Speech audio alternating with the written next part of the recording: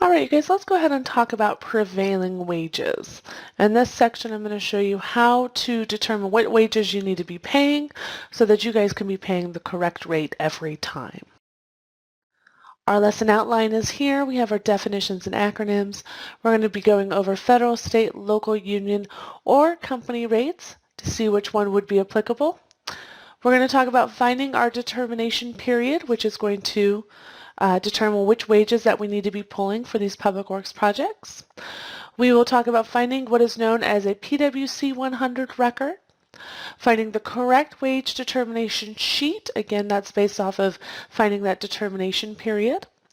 We'll then go ahead into reading that determination sheet, and then from there we'll do some figuring out how to pay and what to pay. All right, now we're going to go into some definitions and acronyms. We first see the prevailing wage rate, which says that is the minimum that is required to be paid out by a company on a public works project for each hour of work in a qualifying prevailing wage scope. We're going to talk more about qualifying scopes throughout the training, but here I just want to tell you, prevailing wage, it truly is just a minimum wage. It's a minimum wage that's tied to a certain type of work. If you guys already pay higher than that minimum prevailing wage amount in your offices, then you're going to go ahead and pay that higher amount. You're not going to lower somebody's pay to meet the prevailing wage rate. You're going to increase somebody's pay to meet the minimum of the prevailing wage rate on these public works projects. We then have the wage determination sheet, and this is going to be a breakdown of that prevailing wage. It's going to show us, of course, the breakdown, what each category is going to be paid out as, but it's also going to give us some important labor and wage information that we need to be mindful of. So we're going to go ahead and look at that wage determination sheet today. We also have the bid advertisement date. This is the date that the project was published for bid by the awarding body or the project owner. This can be a formal or informal process. So it could be a request for bids, request for proposals, request for quotes, or it could just be the date that the contract was entered in, the date of the purchase order, the date that some email came in saying, hey, we need some services, how much is it going to be? Something that indicates the first time that an awarding body or project owner was looking for prices, looking for quotes. And that's going to establish what is known as the bid advertisement date. The bid advertisement date is a hugely important date to know because it's going to help us find the correct wages to pay for that corresponding project. The bid advertisement date is going to be tied with the prime contractor's original bid advertisement date. So if you're on a larger project, whereas you are a subcontractor under a prime, you are looking for their bid advertisement date, not your bid advertisement date with the prime, but the bid advertisement date that the awarding body had with, going out there and then the prime responded. So make sure that you understand that it's not always just going to be yours, especially my subcontractors. You do need to look at that next level up and look at the prime contractor's bid advertisement date. So if you don't know what it is, there are some tools that we can utilize to find out what the bid advertisement date is, and we will do that together. But also, prime contractors, let's just provide this information. Easy day. Okay. All right, so that's going to lead us right into our determination period. It says this is a period that is established by the bid advertisement date. Wages are pooled by the determination period for that project. And that's why it's so important to understand what the bid advertisement date is and how it correlates to the different projects. Because based off of that date, we then can determine which period that we're going to be falling into, and determining on the period, or depending on the period that we're in, is going to, have us pull different wages. There are 2 periods every year. There's a period 1 and a period 2. Period 1 runs from March 3rd in a leap year or March 4th in a non-leap year to August 31st. Period 2 runs September 1st to March 2nd in a leap year or March 3rd in a non-leap year. Okay, so you got period 1, period 2. And you will always list them with the corresponding year. So it's 2017-2, 2018-1, 2019-2, whatever it is. It's going to be the year and then that period of when that bid advertisement is.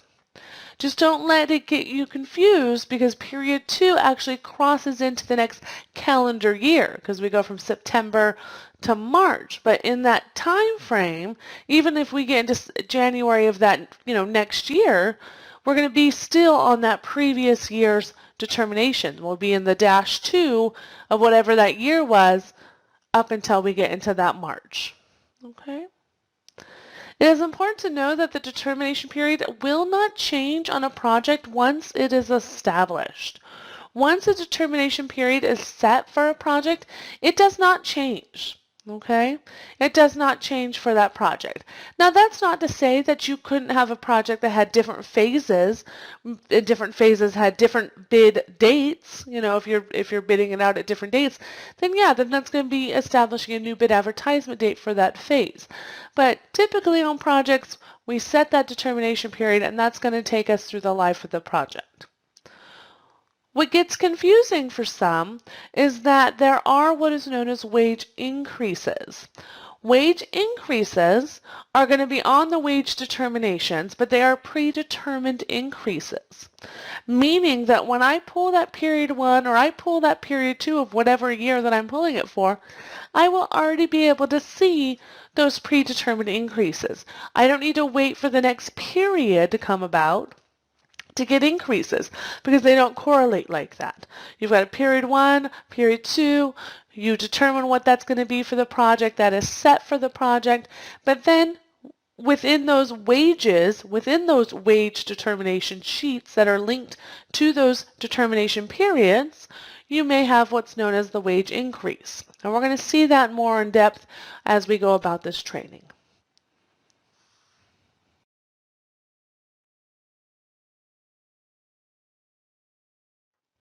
Because the system is set up in the way that it is set up, each project may have a different wage rate, which can be a little bit frustrating, but it is good to know going in. That way you can organize yourself and prepare yourself for those different wage rates. It says, when preparing for a public works project, one of the first steps is to determine the rate of pay for the prevailing wage work.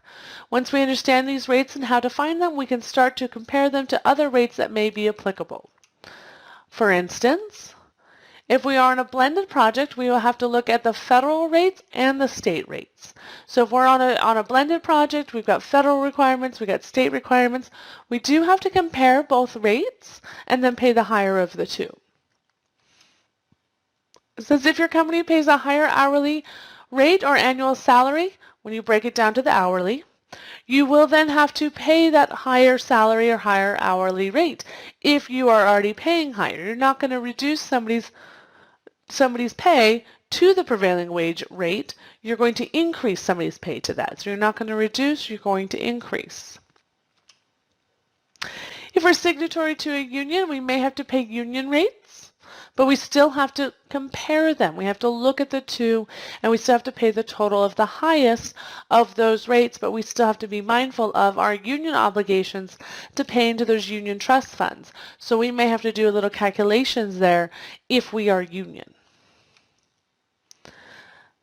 It says the rate that needs to be paid will be the higher of the rates if and when we have the multiple rate options. So we've seen that throughout. So if you have multiple rate options, compare them, pay the higher of the two. Higher of the two, and it's going to be based off the total hourly rate. And you're going to see that here shortly. Total hourly rate. We will be focusing on locating and understanding the state of California prevailing wage rates during this lecture, during this lesson. Okay, so we're not going to dive into the other ones very much at all. We're just going to be focusing here on California prevailing wage rates. All right, so let's dive into the bid advertisement date a little bit more. It says the bid advertisement date will set the wage determination period that must be used for the entirety of the project for all levels of contracting. So you could be a subcontractor, sub-tier contractor, all the way down, it doesn't matter. Everybody's going to be working off of the same wage determination period, which is established by the original bid advertisement date that the awarding body was, first seeking for costs and quotes and prices and things like that. It says this date is used because the applicable wages are known at the time of bid, meaning that even if the rate changes with a new wage determination period, it will not affect current projects. This is to ensure that labor costs can be planned for accordingly for the duration of the project. So again, if there's going to be wage increases, and I'll show you where to see that, you're already going to know that at the time of bid, so you can plan accordingly. You can plan for those costs and those increases. You're not going to adjust your wages based off of the wage determination or a new wage determination period, because then you would throw the entire bid off. Nothing would make sense, because there's no way to know what those rates are going to be when bidding on a job. So it doesn't make any sense to do it that way. How do we find our bid advertisement date? There's a couple ways that we can find our bid advertisement date. Number one, we can pull the project's PWC 100. This is going to be the record that is filed with the DIR. It is the awarding body's responsibility to file the PWC 100.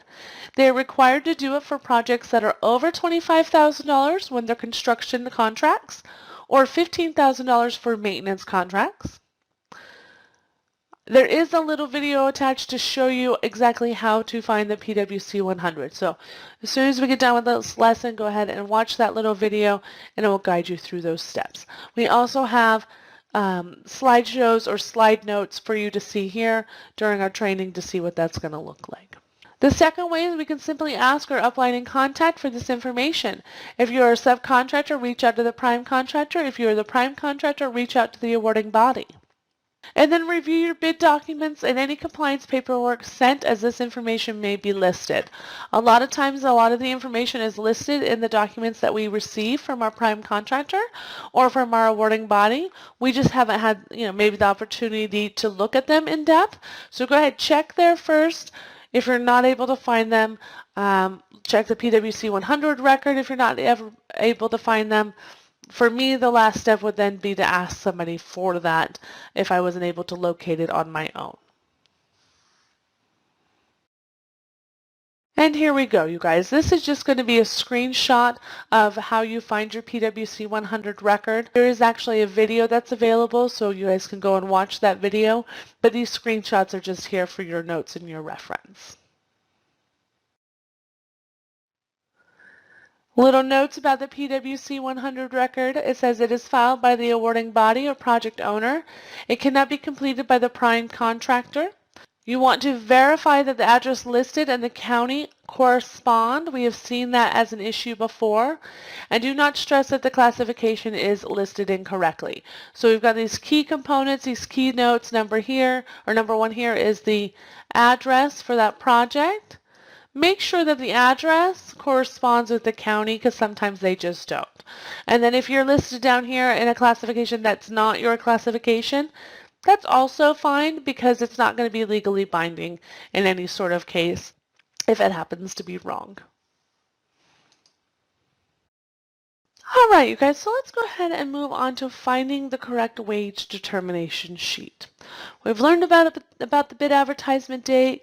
We've learned about the different determination periods, but now we're going to go ahead and find our correct wage determination sheet. There are some things that we do need to know prior to looking for our wages. Number one, we do want to understand the project funding. If it's going to be federal, if it's going to be state, if there's going to be some sort of PSA, union requirements, if our company wages are going to be higher, we want to understand that at the very beginning so that we can determine the proper rates of pay. We then need to know the determination period as set by the bid advertisement date, and that's going to help us find the state wages. We do need to know the county of the project, so wherever that project is located, what is that county? And then, of course, the scopes of work that we are going to be utilizing on that project. We do have some examples here. We've got example 1. Says we have Parkway Facility is our project name, State Public Works. Bid advertisement date is March 1st, 2018, which would give us a 2017-2 determination period, right? Because we haven't crossed over into that -1 yet, because we haven't made it to the 2nd of March or the 3rd of March, depending on if it's a leap year or not. Example 2, ABC Roads State Public Works Project, bid advertisement date August 23rd, 2019, means we have a determination period of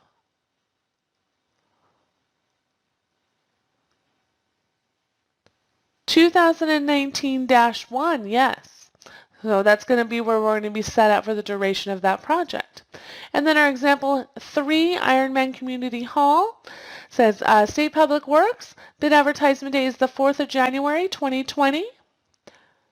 So we have a determination period of 2019-2, right? Because even though we're in the year 2020, it doesn't mean that we've crossed over into the next determination period, because that doesn't happen until March. All right, you guys, and here again is just some slides that are going to talk about or show you where to find your correct wage determination sheet. You're going to go ahead and view the video on how to do that is attached to this same lesson. Once you get into where the determination sheets are found, you're going to have some options. These options are going to guide you to where you need to find your particular scope of work. Again, in the video that is attached to this lesson, we do this online, and I show you how to go ahead and do that. These are just more for your notes as a reminder.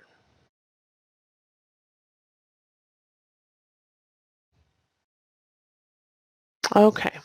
So let's go ahead and move into figuring out what to pay.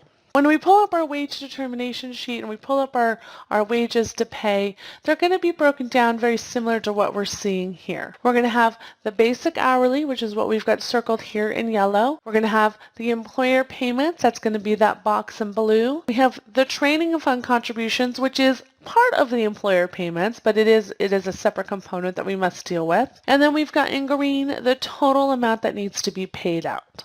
Okay? So as we read at the top, it says the basic hourly rate is the minimum amount that needs to be paid to the employee in their paycheck.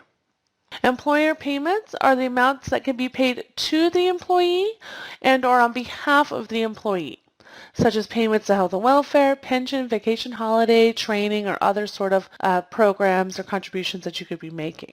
Paid to the employee means money paid directly to the employee, whether it is added to their basic hourly rate or paid on a separate payroll line or separate check. I don't suggest the separate checks. Separate payroll line is preferred, in my opinion, but some people do just add it to the basic hourly rate. On behalf of the employee means money that's paid to a fringe benefit plan, union trust, training fund contribution. The money is still paid by the company, but not directly to the employee. Says the training amount will always be paid on behalf of the employee to a qualifying program. You can also have a split payment, so you could pay some to the employee and some on behalf of the employee. And truly that's what most of us are doing anyways, because the training fund is not going to the employee. So even if you're putting the rest of it to the employee, you're kind of splitting that obligation anyways. We then have the total hourly rate of pay. This is the minimum amount that the company is required to pay out for work performed. It is the basic hourly rate plus employer payments. That's going to equal that total hourly rate.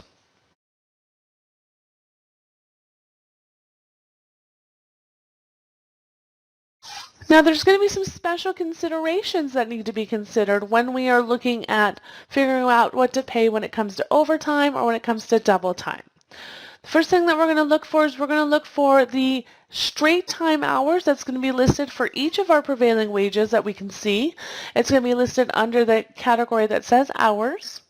This one is showing 8, meaning that we are limited to 8 hours in a day, 40 hours a week for our straight time or regular rate of pay. Anything over 8 hours in a day is going to be considered overtime pay. Overtime pay is going to be time and a half, the basic hourly rate, adding in the fringes that are paid out to the employee for those total amount of hours. We will pay that overtime for anything that is over the straight time requirement, which is 8 hours a day, up to 12 hours a day. Anything over 40 hours in a week, and then for any work completed on Saturdays, they're going to get that higher pay rate. Double time hours, they are paid at 2 times the basic hourly rate plus fringes to the employee. It's going to be for all hours over 12 in a day, and then work completed on Sundays and holidays. And we're going to see that overtime and double time pay again in the lessons as we talk about premium pay and kind of break that down a little bit more. But in our math that we're looking at, we have a basic hourly rate of $33.49. That is the rate that we would time and a half or double time. Adding in the fringe benefit package, which we've gone ahead and totaled everything up except for the training fund contribution, and we've come up with $24.96. And then we have that training fund contribution, and that's going to be, of course, paid to the training fund contribution. But once we add all those together, we get the total hourly rate. Okay? If we have to overtime or double time, it's double timing and overtiming that basic hourly rate, adding in everything else.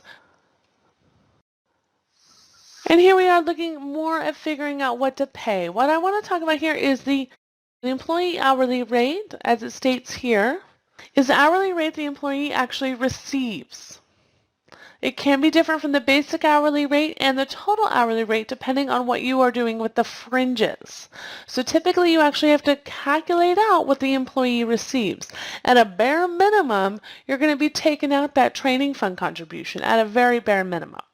If we take a look at our options, we have fringes paid to an employee or fringes paid to a plan. If we are paying fringes to the employee, everything besides the training, then the payment to the employee is going to look something like this.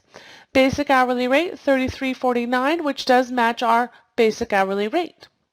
Fringe benefits totaling $24.96. That's going to be the health and welfare, pension, vacation holiday, and other all added together. We then see the training fund rate, 56 cents, and that's corresponding with the wages that we're seeing. Total hourly rate is $59.01, but total to the employee is $58.45. Okay? So the employee only receives $58.45 because 56 cents of that has to go elsewhere. Then we have the fringes to a plan. This can be for union companies. It could be project specific if your project requires you to work with a union. It could also be company benefits that you're taking credit for. We still have the basic hourly rate, $33.49. There's those fringe benefits, $24.96. But we're going to assume now that all those fringes, that $24.96 is going to be going to a plan. So it's not going to go to the employee. It's going elsewhere. We have the training fund contribution still at 56 cents. Total hourly payout is $59.01. But the employee in this circumstance is only receiving $33.49 because those employer payments, aka fringe benefits, are going elsewhere. So when you are getting ready to establish your pay and your payroll, this is one of the things that you're going to have to ask yourselves. How do I plan on paying my fringe benefits? Am I going to pay everything to the employee, of course minus that training fund, or am I going to try to take credit towards a payment that the company is already providing, or do I have to take a credit because we are a union or because the project requires it? So you want to answer those questions prior to getting too far into the project before that first payroll that you have to run on that project. And then we just talk about adding increases. So as we saw in the video of finding your wage determinations, we saw that there are sometimes increases and sometimes we do need to add those. Those are very easy to add. We just have to follow what it said. The increase that's corresponding to the wages that we've been looking at says there was a $1.95 increase. And they have broken it down like this for us. $1.56 to basic hourly, 10 cents to health and welfare, 20 to pension, 8 cents to vacation and holiday, 1 cent to training. So we simply just do the math and add those together. Okay? And that's going to get us our new totals. Being mindful that we will then have to recalculate any sort of overtime and double time rates because we've added in those new rates, right? We got overtime and double time the basic hourly rate, which is now sitting at $35.05, adding in those fringes back into that equation straight time. All right, so a couple little questions here. It says, my employee receives an annual salary and or is exempt from overtime regulations. What do you do? First, you're going to calculate the hourly equivalent for the employee's salary. That should be fairly simple. You're just going to take how much they get on their gross salary, not including any benefits, dividing it by 2,080 hours, and 2,080 hours is the equivalent of full-time work. So in our example, we show a salary of $60,320 divided by 2,080 hours gets us $29 per hour. Okay? That's going to be just over $1,000 weekly. It says if the employee's hourly is less than the prevailing wage requirement, you must pay the difference for the prevailing wage hours. Here's our example. It says we have a prevailing wage rate of $58.45. We are going to take the $58.45 and we're going to reduce that by the $29 that they're already receiving, leaving us $29.45 that needs to be paid out. We're going to apply that $29.45 to the 5 hours of work on the prevailing wage job that we need to be paying. All right, so let's say they had these 5 hours on this prevailing wage job, so we take the 5 hours, we times it by the difference between the prevailing wage rate and what they received, we get $29.45. So when we finish out the calculation, the weekly pay is going to be that salary, it's going to be the 1,080, plus it's going to be $147.25 added into that. That's going to be the $29.45 times 5. Equaling just over $1,200. Okay.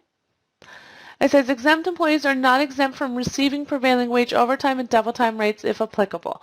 So be mindful that you may have an exempt employee, but when it comes to Public Works, if they are going into the over 8 hours a day or over 12 hours a day, they're not exempt anymore because we are limited by those hours as listed on our wage determination sheet. We are limited by the straight time hours allotted to us.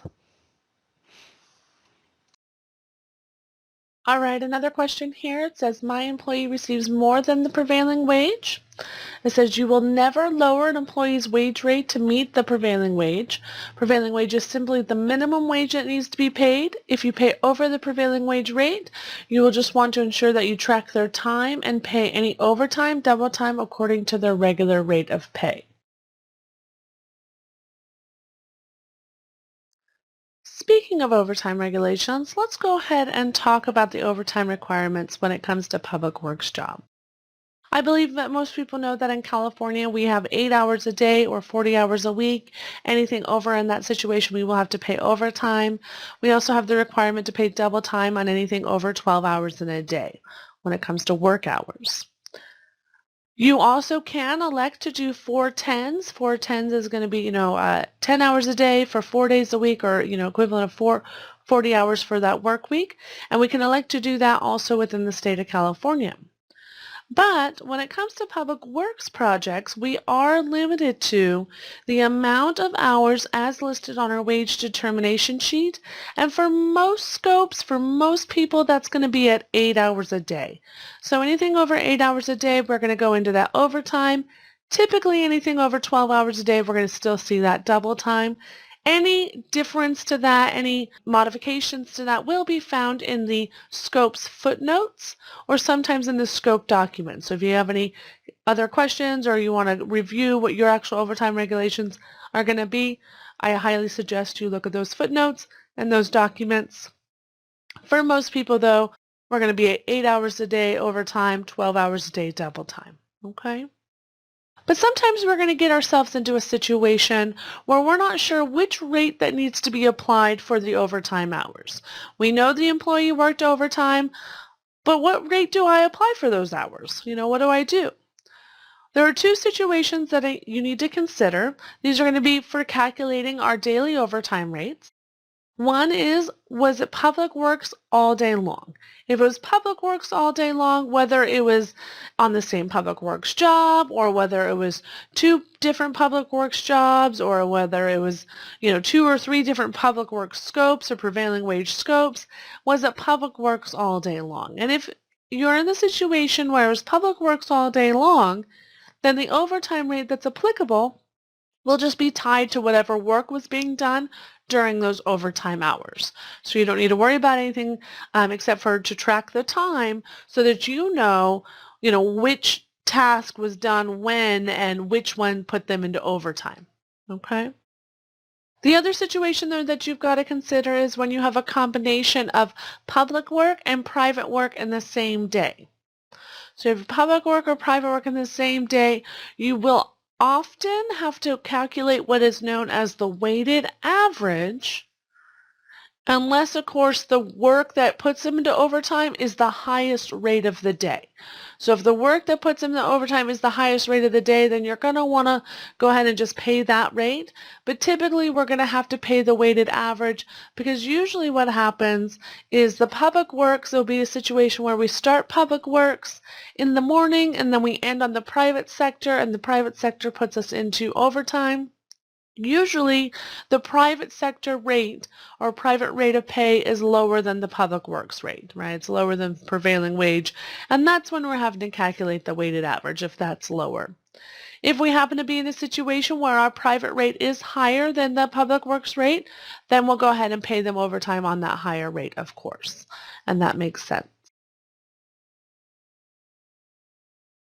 All right, so what is the weighted average? It says the weighted average pay rate is just as it sounds, the average amount the employee earned in a given time frame.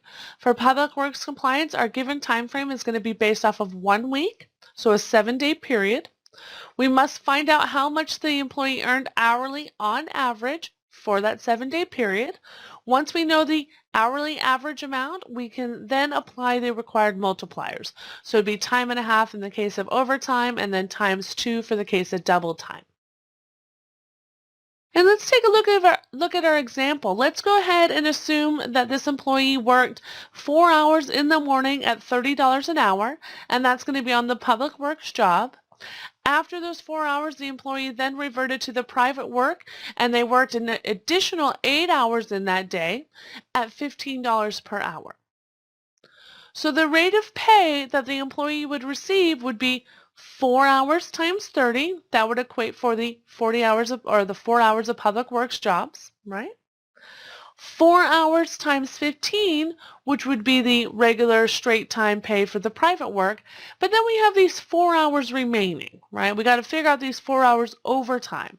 Now, because he had started public works, ended private work, and the private work rate of pay happened to be less than the prevailing wage rate, we are now having to figure out the weighted average. And again, the weighted average is really easy. We're just going to be figuring out the hourly average they worked for that work week. In our example, it says if the worker only worked one 12-hour day during the work week, the weighted average calculations result in a regular rate of pay of $20 per hour. The calculations used are as follows. 4 hours times 30 equals 120. So that, again, that's just the public. That's 4 hours times 30. Then we're going to take the 8 hours and multiply that by 15, which gives us another 120. And the reason we're taking the whole 8 hours there is because we are trying to find the average rate of pay, and so we need to include all hours worked. We're not so worried just yet about the overtime. We first need to find that average rate of pay. Okay, so we've got to figure out the gross amount that would have been earned or would have been paid with no overtime considerations. Okay, so 8 hours times 15, that's another 120. We add 120 and 120, we get 240. We then need to divide that by the total hours in that work week, because that's how we're going to find that average. We've got to divide by that total number. In this circumstance, that's 12 hours. So we take the 240, divide it by 12. That gets us that $20 per hour on average. So on average, that employee earned $20 per hour, right? It is in that $20 per hour that we will apply the multiplier. In our circumstance, we're trying to find the overtime, so we'll go ahead and apply the time and a half multiplier, giving us $30, and that's going to be $30 overtime. So when we do the payroll, when we process the pay, it'll be 4 hours at $30 an hour for the public works job, 4 hours at $15 per hour for the private works job, and then 4 hours at $30 an hour again, but for the weighted average amount for the work week. Okay.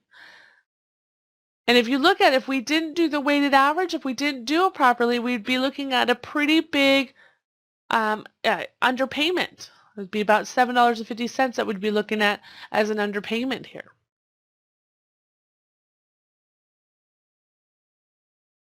All right, guys, so let's talk a little bit about premium pay. It says if an employee works on Saturday and Sundays or a designated holiday, that employee would be entitled to a premium rate of pay. Premium pay is often confused with overtime because when you look at the labor codes, when you look at the wage determination sheets, when you look at any sort of information about the topic, they equate it to overtime. They just say, oh, you have to pay an overtime rate. You have to pay overtime rate. What they're truly trying to say is you have to pay a premium pay rate because the premium pay is based off of a circumstantial situation, not based off of hours worked. So the employee doesn't have to work the 8-hour day. They don't have to work the 40-hour a week to get a premium pay if they're working on a Saturday, if they're working on a Sunday, or if they're working on one of those designated holidays. It could be all the work that they did. Maybe they just did one day on a Saturday, but if that one day was at a public works job, they're going to be getting that Saturday premium pay. Okay? Saturday premium pay is going to be the equivalent of the overtime rate for the public works, and that's why they get so confused again. So again, Saturday premium pay, you're going to be equating that to the overtime prevailing wage rate for that work being done. Any Sunday and holiday work is going to be the equivalent of the double time rate of pay for that prevailing wage work being done. It is important, though, to note that each scope of work does have a listing of its own designated holidays. So not everybody's holiday is going to be the same, and not all the holidays for each scope is the standard holidays that we may be used to. So you're going to want to take a look at your holiday provisions and plug those dates into your calendar. Let your foreman know, let your project manager know, let whoever you need to know that, hey, let's not work on those days because if we do, we got to pay a double time premium rate of pay. And we don't want to do that. Okay? It's also important to know how premium pay works when you're going to quote or when you're going to bid out on services. If they're going to be requiring, hey, this is a quick turnaround project, we need you here on the weekends, we need you here on the holidays, we got to get it done, you're going to want to know that so that you can account for all your labor costs because you're going to be required to pay a premium rate of pay for those days. Okay? Of course, with anything, there's going to be some exemptions, and there are some exemptions to the premium pay rate. Number one, if your wage determination footnotes indicate that you do not have to pay premium pay, then you do not have to pay it. So every scope of work, every wage determination sheet does have a listing of footnotes, and sometimes those footnotes will say things like, okay, you don't need to pay Saturday at it will say overtime rate, but what they're really meaning again is the premium pay rate for certain circumstances. You know, you may not have to pay Sunday at the double time rate. Again, what they're equating to is the premium pay for Sunday and for holidays if certain circumstances exist. Okay, so you'll want to check your footnotes. It says if a work week other than Monday through Friday is a fixed business practice or is required by the awarding body, no premium pay is required for the first 8 hours on Saturday or on Sunday. The fixed business practice portion of the exemption is construed narrowly. It will not be permitted in circumstances where the contractor cannot establish that such practices exist on all projects, including on public and private works projects. So we got two components there. Number one, we have the fixed business practice, and that's going to be for just general business. Does your company operate on a non-traditional work week? So traditional work week is going to be Monday through Friday, taking Saturday and Sunday off for the weekends. Does your company work on a non-traditional work week, meaning maybe you work Wednesday through Sunday, Monday and Tuesday then becoming your weekend. So you still have 5 days of work, 2 days off, but it's not the traditional ones that we know. Maybe it's altered, right? Maybe it's Tuesday through Saturday, making Sunday, Monday your weekends off, whatever it is. As long as it's a fixed business practice, and by fixed it means it's for all jobs, public, private, since the opening of the company, that's what you do. Everybody works that same fixed business week that you guys have set, then yes, you would be able to be exempt for this. But then your premium pay would then just come into play whenever your designated weekends are.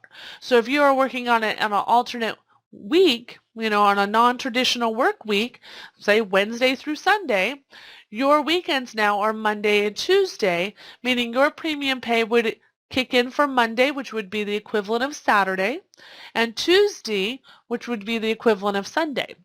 And then the other part of that, of course, is the awarding body. If the awarding body determines that they just cannot have you there during the traditional week, Monday through Friday, and they need you there during the weekends, then you could be exempt from paying that premium pay, as long as, of course, the employee isn't already into overtime.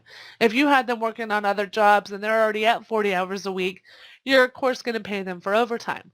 But in a situation where the awarding body says, hey, we can't have you here Monday through Friday. We need you here Saturday. We need you here Sunday because it's, during our closed hours or whatever it is, then that is fine and you would be exempt from that premium pay obligation. But that is an awarding body level request. That is from the awarding body that again is the project owner. That is not from a prime contractor. That is not from a subcontractor if you happen to be a sub-tier contractor. It is not from that level. They may say, yeah, come in, work the weekend. Yes, let's get the job done. But you'll still have to be paying that premium pay to your employees because it didn't come from the awarding body. It was not in their request, in their contract, that was a requirement that you work Saturday and Sunday. It was just the prime contractor or your subcontractor saying, let's get it done. No big deal, okay? So be mindful that there is a difference. And if that prime contractor wants you to work Saturday and they want you to work Sunday, great, get the job done. There's no problem doing that as long as you are prepared to pay the premium rate of pay. And then the last one there says if the collective bargaining agreement provides for Saturday and Sunday at the straight time hourly rate, then of course no premium pay is required for the first 8 hours on Saturday or Sunday. That's going to be getting into our union contracts. So whether or not you're signatory to a union or you are just working with a union for one particular job, if that agreement that you have with them says that you can work Saturday, says that you can work Sunday with no premium pay, then you're free to do that. Okay? All right. Let's talk a little bit about shift pay. We don't go into too many details here about shift pay because the provisions can vary so much by the scope of work. Each scope of work has, potentially has shift provisions. Not each scope of work has a shift provision. Some of them do, some of them don't. But the ones that do, their provisions can differ so widely that we can't really go into all the details here in a lesson like this. For us, we just want to go ahead and advise that there may be shift differential pay. So you're going to want to take a look at your sheet, your scope of work to see if you have to pay those shift differentials, okay? Some of the topics that are covered when you're looking at your shift documents could be higher pay for second and third shift, could be restrictions on starting and ending times for shifts, and then you could have restrictions on shift changes, meaning, an employee set in a shift, that's what they're going to work. Their swing shift, they have to work that usually, 3 to 5 days minimum before you can switch them to maybe a graveyard shift or switch them to a morning shift, whatever it is. Again, those details are going to be found in your shift provisions, so you're going to want to go ahead and review those. But not all scopes have shift provisions, so you're going to have to take a look and see what you have in place. If you have any questions, if you need any additional consulting on shift provisions, we can assist you with that on an individual level. You'll go ahead and just call our office or make an appointment through our website to do that, okay? There is, again, that exemption on those shift provisions, though. Awarding body level exemption, if that awarding body says, hey, you know what, we can't have you here during the normal working hours, because we don't want you to interfere with our normal business hours, then you will not be required to pay those additional shift provisions in that case. Some examples would be for our schools. Oftentimes, they won't let us into the property or onto that project until after the school day is over, right? Another big example would be for our roadways. A lot of road work is done at night, number one, because it beats the heat, of course, but there's less traffic on the road, so that's why a lot of road work is scheduled at night. Again, those are requirements from an awarding body. And if that's from the awarding body, you're not going to be required to pay those higher shift provisions. Okay? All right. So let's go ahead, let's finish up here and talk about travel pay. Again, we don't go too much into detail about travel pay because when it comes to the subsistence part of travel or the per diem part of travel, that's linked really into the scope of work, right? There's travel provisions. You're going to have to read those travel provisions. If you don't understand those travel provisions, you're going to have to seek additional individual consulting and support there because they do vary so broadly, okay?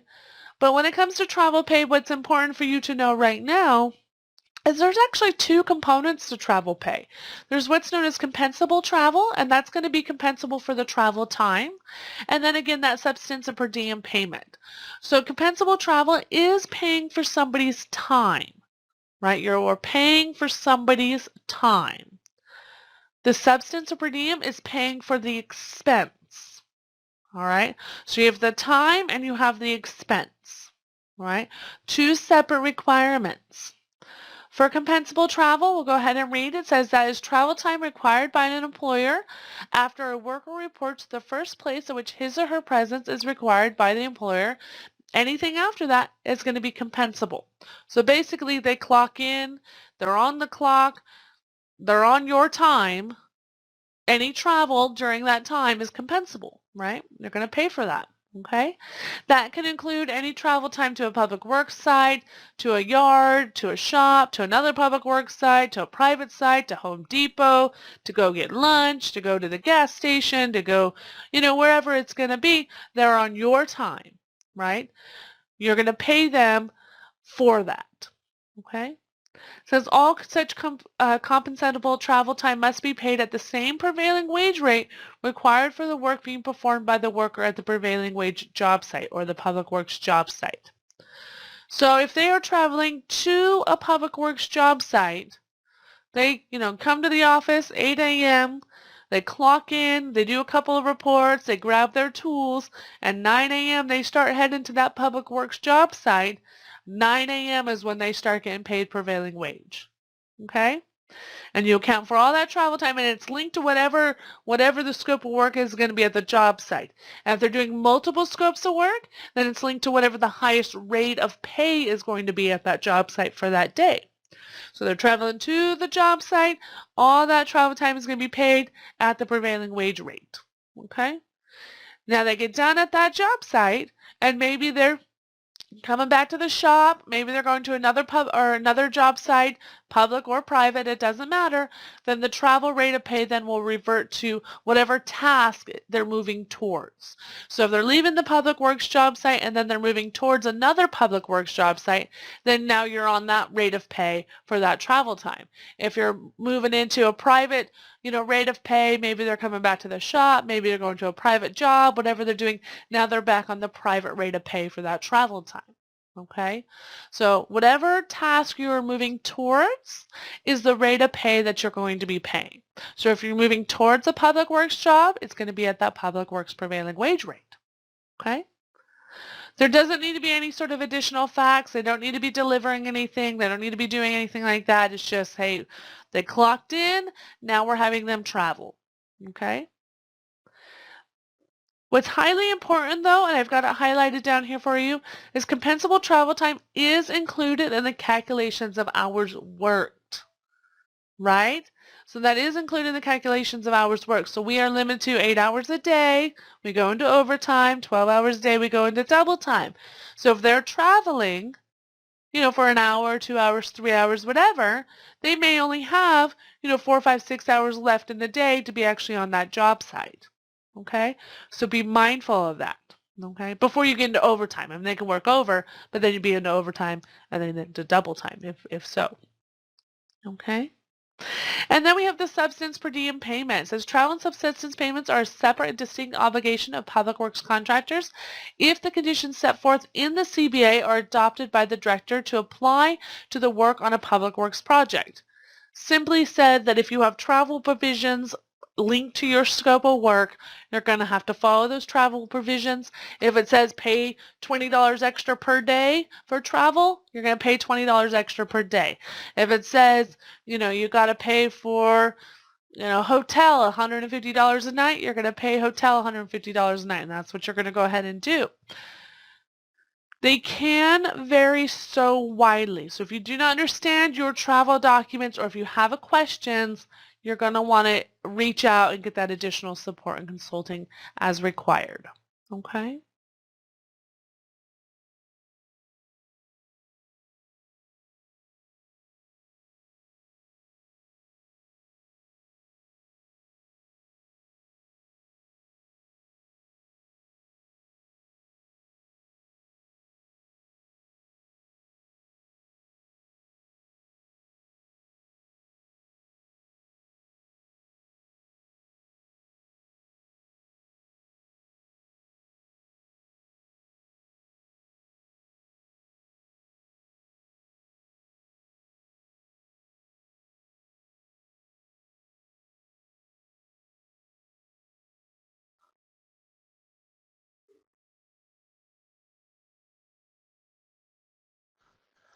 All right, you guys, so now we're going to go ahead and find our wage determination sheets. You guys should have already completed the lesson for the wage determination sheets, but now we're going to dive into the DIR website and actually find out and figure out where these are at and how we can find them and how we can read them. So let's go ahead and start at the DIR website. That's going to be dir.ca.gov. From here, we're going to go onto the right-hand side. We're going to find that link that says Public Works, right there, that wrench icon. Click. And then we're going to come find that big blue button that says Contractors. And then from here where it says the Public Works Contractor Responsibilities, go ahead, second check mark, Prevailing Wages. And then from here, say Resources, we're going to hit Prevailing Wages again. And then we're going to be coming to the Director's General Prevailing Wage Determinations. This is going to give us a list of our different options. Okay, we have got 2019-2, and as we know now, that is going to be based off of the bid advertisement date, right? So now we can see that that's coming to play, right? We need to know the determination period to be able to find the correct wage determinations to use for the project. If we are going to be in a previous or superseded prevailing wage determination, we will simply come down to the third option, says superseded prevailing wage determinations, right there. So this is going to be the most current.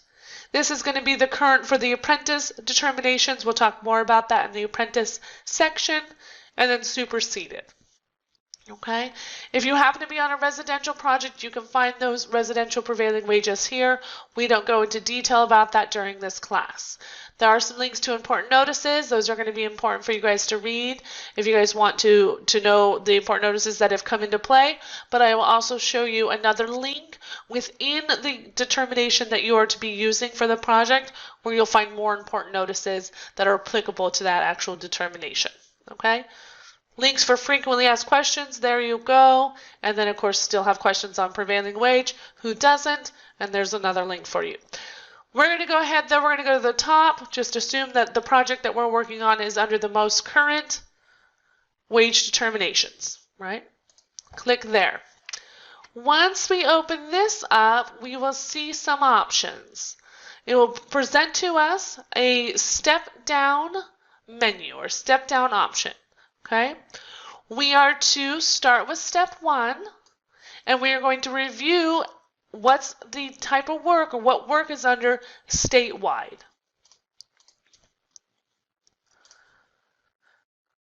Once we go ahead and click on the general determination sheet that we are to be clicking on, open that up, then it will be presented with a step-down menu. If it is your very first time working in Public Works, or if you're unfamiliar with the scope of work or where to find your scope of work, you're going to want to go through the steps, okay? If you've never gone through all the steps either, if maybe you just got hired onto a new position and you're just going off of what was trained and what was taught to you, it might be advisable to go ahead and go back and look at the steps just to make sure that you guys are on the same page on what the scope of work is going to be for the project that you guys guys are working on. I will tell you as we go and look through the different scopes and we start to dive into the different wage determinations, some of the work that you guys do can be found on multiple wage determination sheets, okay? And that can be a little bit aggravating, that can be a little bit confusing, so you really want to be able to dive in, be able to do the research, and be able to ask the important questions so that you guys are selecting the appropriate scope for the actual work being taken place, okay? Let's go ahead, we'll start with step one that says statewide. When I click on this, you're going to see a listing of different types of scopes or different types of work, okay? This is going to be, for these types of works, we're going to be able to find the wages no matter where we are in the state, right? So no matter where we're working in the state, we're going to be able to find the wages through these different links. So if I'm a boilermaker, a blacksmith, I can go ahead and click on that hyperlink, open that up, and it's going to give me my wage determination sheet. And you can zoom in here, and it says locality, all locations within the state of California. Okay, all locations in the state of California. If I go back, maybe I'm an iron worker, and I can open that up. Again, locality, all locations within the state of California. Okay. Let's go ahead, let's select on metal roofing. Oh, and now we see more options. So then we're going to dive a little bit deeper. So now we got to actually look into the county of where the project is located. Okay, so if we are assuming that this project is located in Fresno County, we will find Fresno County. There it is. We will select on that hyperlink right there. And now we have our wages. So localities, all localities within Fresno County. Okay.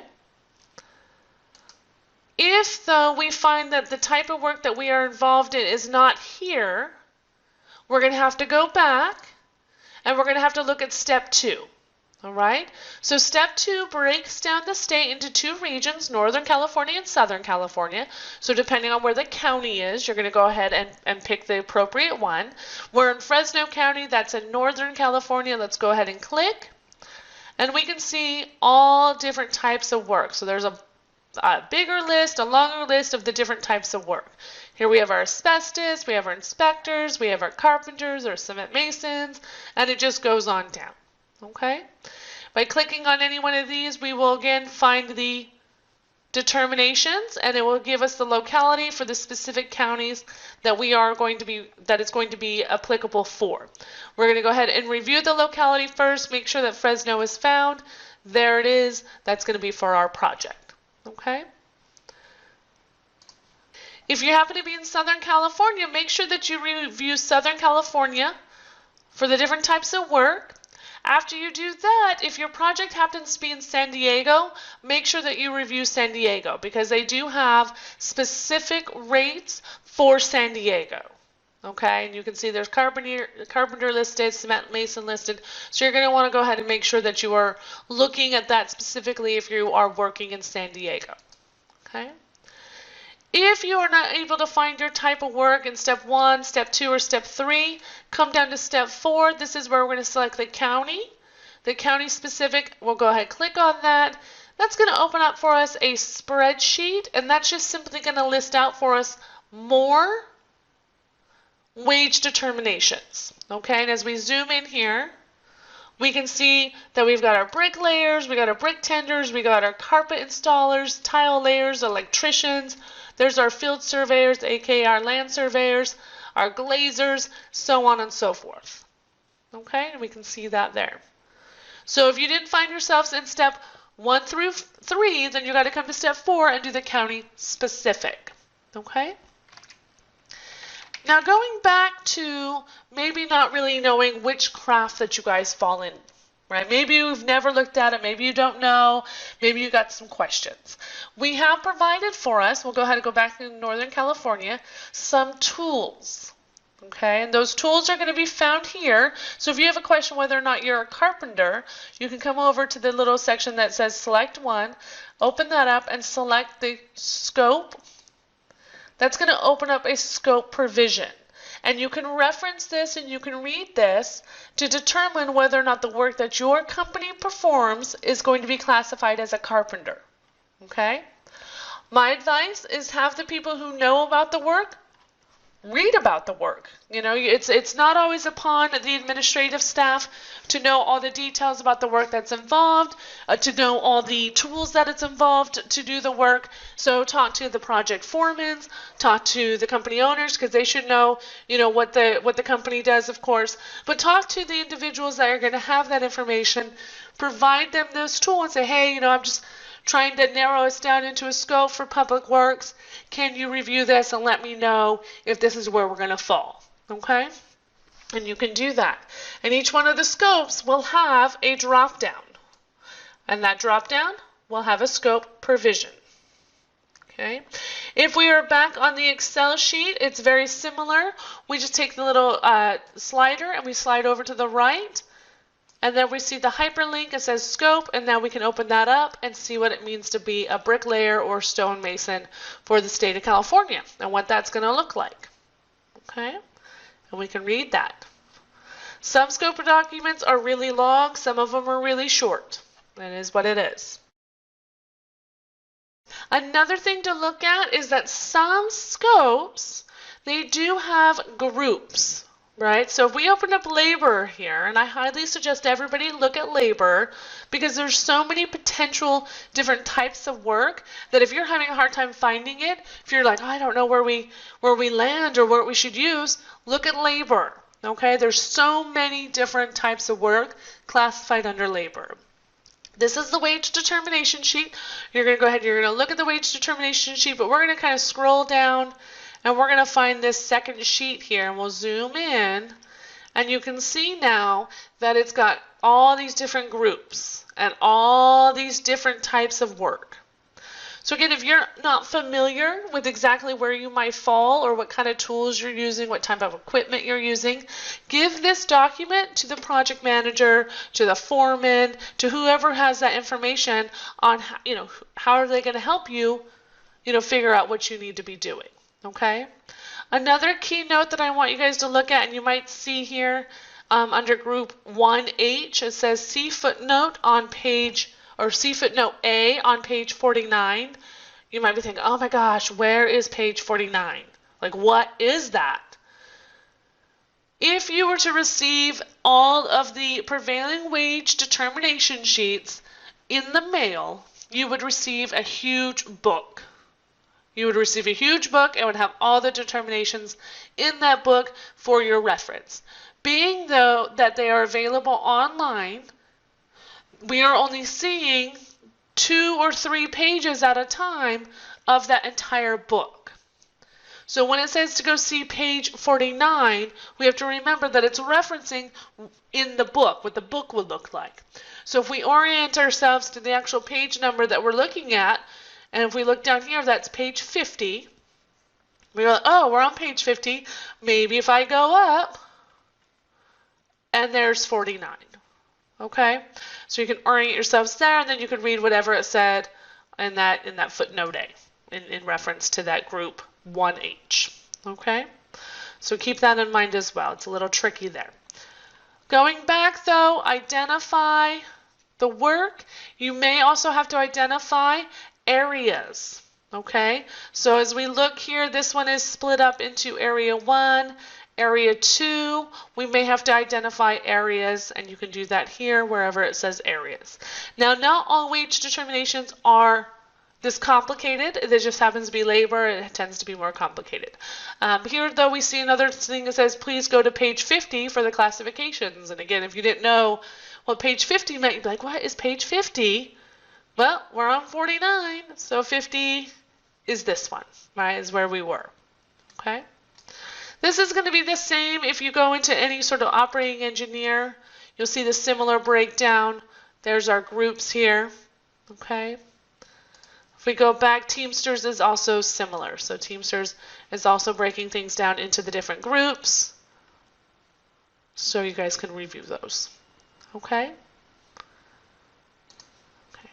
If it also helps you, you guys, there is an option to download all the pages into one big workbook. So that way you can reference things a little bit easier. So when it says to go to page 50 or page 49 or page whatever it is, you know, you can see that a little bit clearer here in this format. Okay, and we're seeing all of them. That's in the category listed here for pages 33 through 59 for Northern California. Okay. Going back. So now that we've done our scope review, now that we've selected the scope that we're going to be using, let's go ahead, let's dive back in and see which information we need to know about that project. We have here labor. We'll go back to labor. Let's read this determination now. Okay, let's zoom in. We're going to start at the top. This is going to be for labor and related classifications. Be mindful of this pound sign. This pound sign is indicating to you that this craft is apprenticeable. And that's highly important when we come into projects that are over $30,000 because then we have those apprenticeship documents that need to be getting done. So when you pull your wage determination sheet and you see this single pound sign, you're thinking apprentices. You're thinking DAS 140, you're thinking DAS 142, you're thinking about getting those out in a timely manner. Okay? The determination number right here, this is going to follow the project, right? Or I guess it should say it's going to follow the determination. So if there's ever an important notice, if there's ever a wage increase that's going to affect the wages listed here, it will be identified by this determination number. Okay? Issue date, there we are. This came out August 22nd, 2019. It does have an expiration date, June 28, 2020. Okay, and if we remember from the lesson, if we see the double asterisk, that means increases. That means we have to pay increases once these rates expire. Okay? If it was a single asterisk, we wouldn't have to worry about it. We wouldn't be concerned. Right? Single asterisk, it wouldn't matter how long the project lasted, wouldn't matter if it went past the expiration date, we are going to be linked into these wages based off of the wage determination period, based off of that bid advertisement date. But this one is telling us that we have increases, that's that double asterisk, so we need to go find the applicable wage increase sheet and then use that in conjunction with our wage determination sheet. We don't find a new wage determination sheet. We don't go into a different determination period. We find the increase sheet that corresponds with this wage determination. Okay? We've already talked about localities, but there you are again, localities. Make sure that whatever county that the project is in is listed here. And we said that our project is in Fresno, so we're good to go. Okay? Make sure you review the groups, select your group based off of the area as well, because we've got these footnotes here. If you do have a lot of footnotes, you're going to want to be mindful of them. Footnotes are going to be indicated by the little letters, so there's an A, C right there, F over here, B, B. Those are footnotes, and the footnotes are going to be listed at the bottom, and so we can read what those are going to be and what that's going to be like. Okay? Once we understand this, we can go back, and now we want to go ahead and reference the other information available to us. Number one, here's our increase sheet. So it's already there. It already does indicate whether there's an increase or no increase simply on this column here. You can see that. But we have an increase, labor, open this up. And now it's allocating or indicating to us the different increases that will be applicable for our wage determination. And there's that determination number there that we talked about. Okay? If we have special single shifts, we'll go back and look at that. There's another determination number. So we actually have 3 increases indicated for that determination period or that determination sheet. And so we are on a project for an extended period of time. We'll have to be applying these increases. Okay? The important thing to know about increases is that they will update them to allocate where the increase should be paid to. So sometimes you have to add more to the basic hourly rate, sometimes you have to add more to the various fringe benefits. You will want to verify the increase sheet again when you get closer to the effective date. And sometimes it can take 2 or 3 weeks after the effective date for the breakdown to actually be available, which is a frustration point. Okay, because you're kind of going to be up in the air there for a couple weeks on some of these different scopes of where that breakdown is going to be. Okay. You will know when this was last updated because they will mark it here. They will not send out an email letting you know that this has been updated. They will not send out an email letting you know that this has been updated. It is upon you to put in your calendar the effective dates so that you are remembering and you are mindful that you need to go back and look for those breakdowns. Okay? Here we are. Other good information that you're going to want to look at in this drop down is going to be holidays. This is going to list out the different required holidays for the particular scope. Okay, holidays. They do vary per scope, so not all scopes have the same holiday list. Be mindful of that. Be mindful of that. Okay. You will also see in your drop down travel provisions. This will be where you find out more about your travel and subsistence requirements.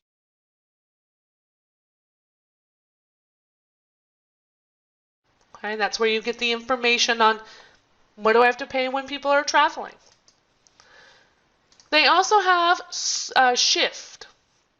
Shift is going to be if the scope has shift provisions, you will find them here in the shift document. And this will indicate things, such as start and end times, how long shifts can be, how often shift changes can happen, and those sorts of things. If your scope of work does not have a shift document, then you don't have shift requirements. You don't need to worry about that. If yours has a shift document, you do need to worry about that because if you're working in second or third shifts, you may have to go find those wages. In this case, they're usually attached. If we go down to the third page, usually attached right there. So there's special single or second shift information right there for laborers. Okay. An easy way to determine also if you have shift requirements is by this little plus sign.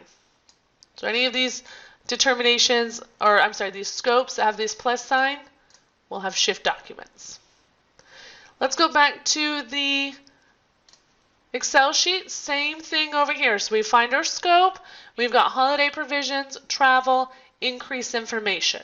Okay. Some of them say no increase. They say no increase. Okay. Easy day. When you are in the Excel format, you're going to be looking over here on the left-hand side to determine whether or not a craft is apprenticeable. It will be noted again by a single pound sign. If the header is apprenticeable, so right here it says electrician apprenticeable, all the categories are apprenticeable. Okay? Bricklayer, block layer apprenticeable, all the categories apprenticeable. Okay? We also see the footnotes, C, D, E. Be mindful of those. You want to review those for your particular scope. And they are listed at the bottom in the tab. Okay? There are a lot of footnotes. Do not worry. They are not all for you. You just need to read the ones that are linked to your particular work. So C, D, E, and understand those ones. Okay? If we have predetermined increases, we can click on the increase link here. We may also just go down to the tab and it'll show us those predetermined increases. So if we are under the bricklayer, we see that there's increases right there. Okay. They also have footnotes. Go ahead and read the footnotes here, and they're in a different tab. Okay. All right. We see that when we're looking at the Excel spreadsheet, we can see whether or not they will have increases, just as we do on the PDF form, by that double asterisk. So we've got the expiration dates, double asterisk increase, increase, increase, no increase.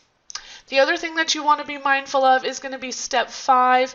If you happen to have shift provisions and you're working on the Excel spreadsheet, you're going to find them here. So if I open up step 5, Fresno, open up that spreadsheet, that's going to be for my shift provisions, and I can see whether or not bricklayer, for instance, has special shift requirements, and it looks like they do.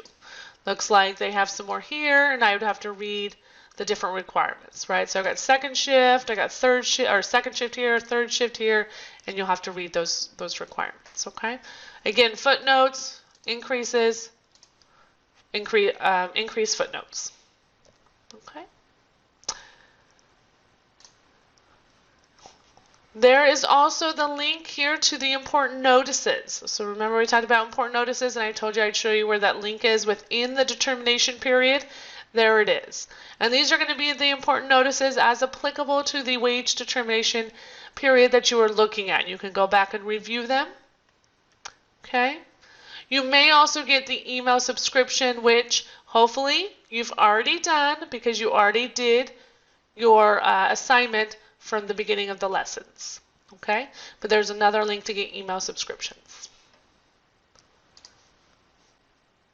So there you go, you guys. That's going to be your wage determinations, where to find them, and how to read them.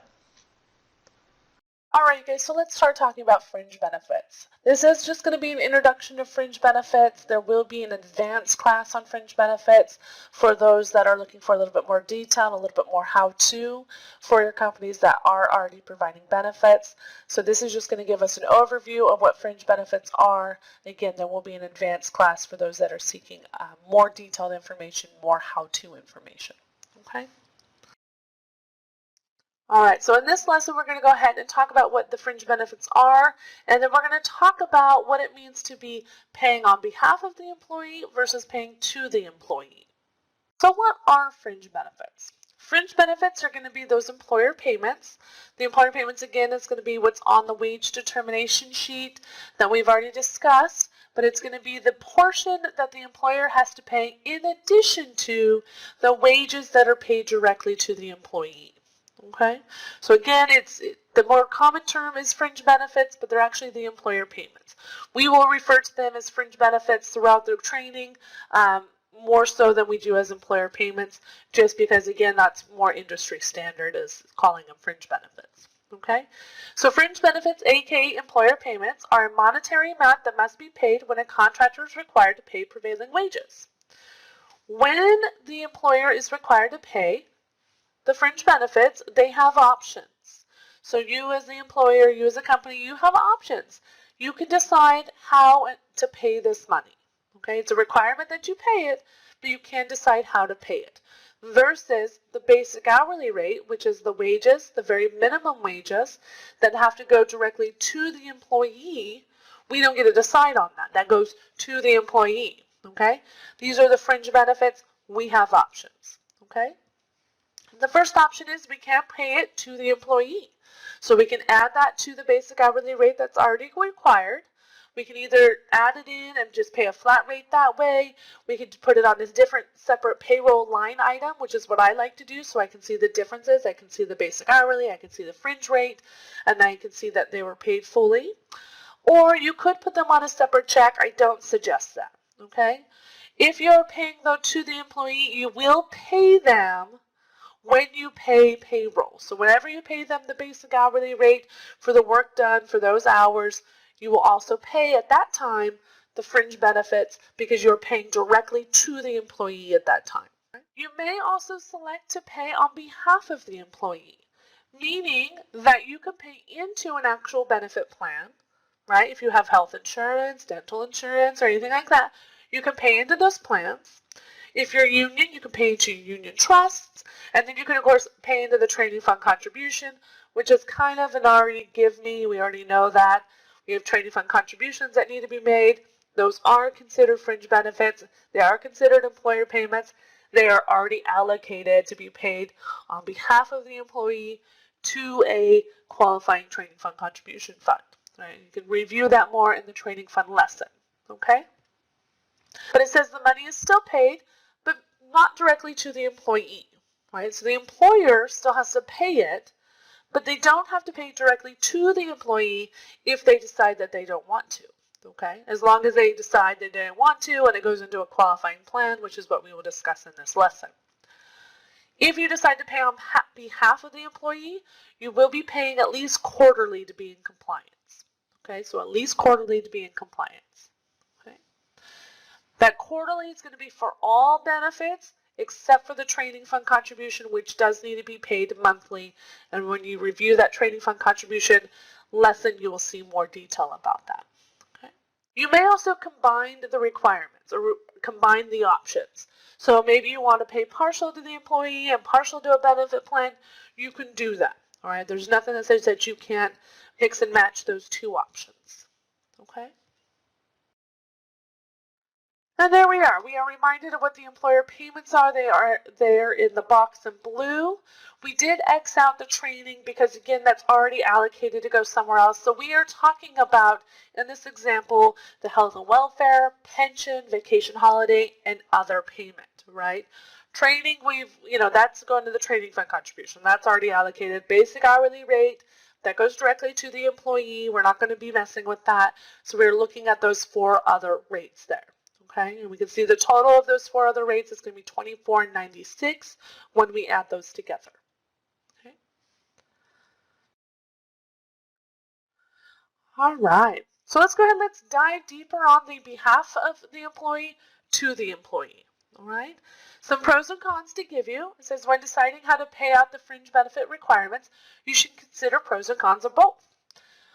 If you decide to pay on behalf of the employee, some of the pros are going to be it will save you money on employer tax and other employer costs by lowering your payroll.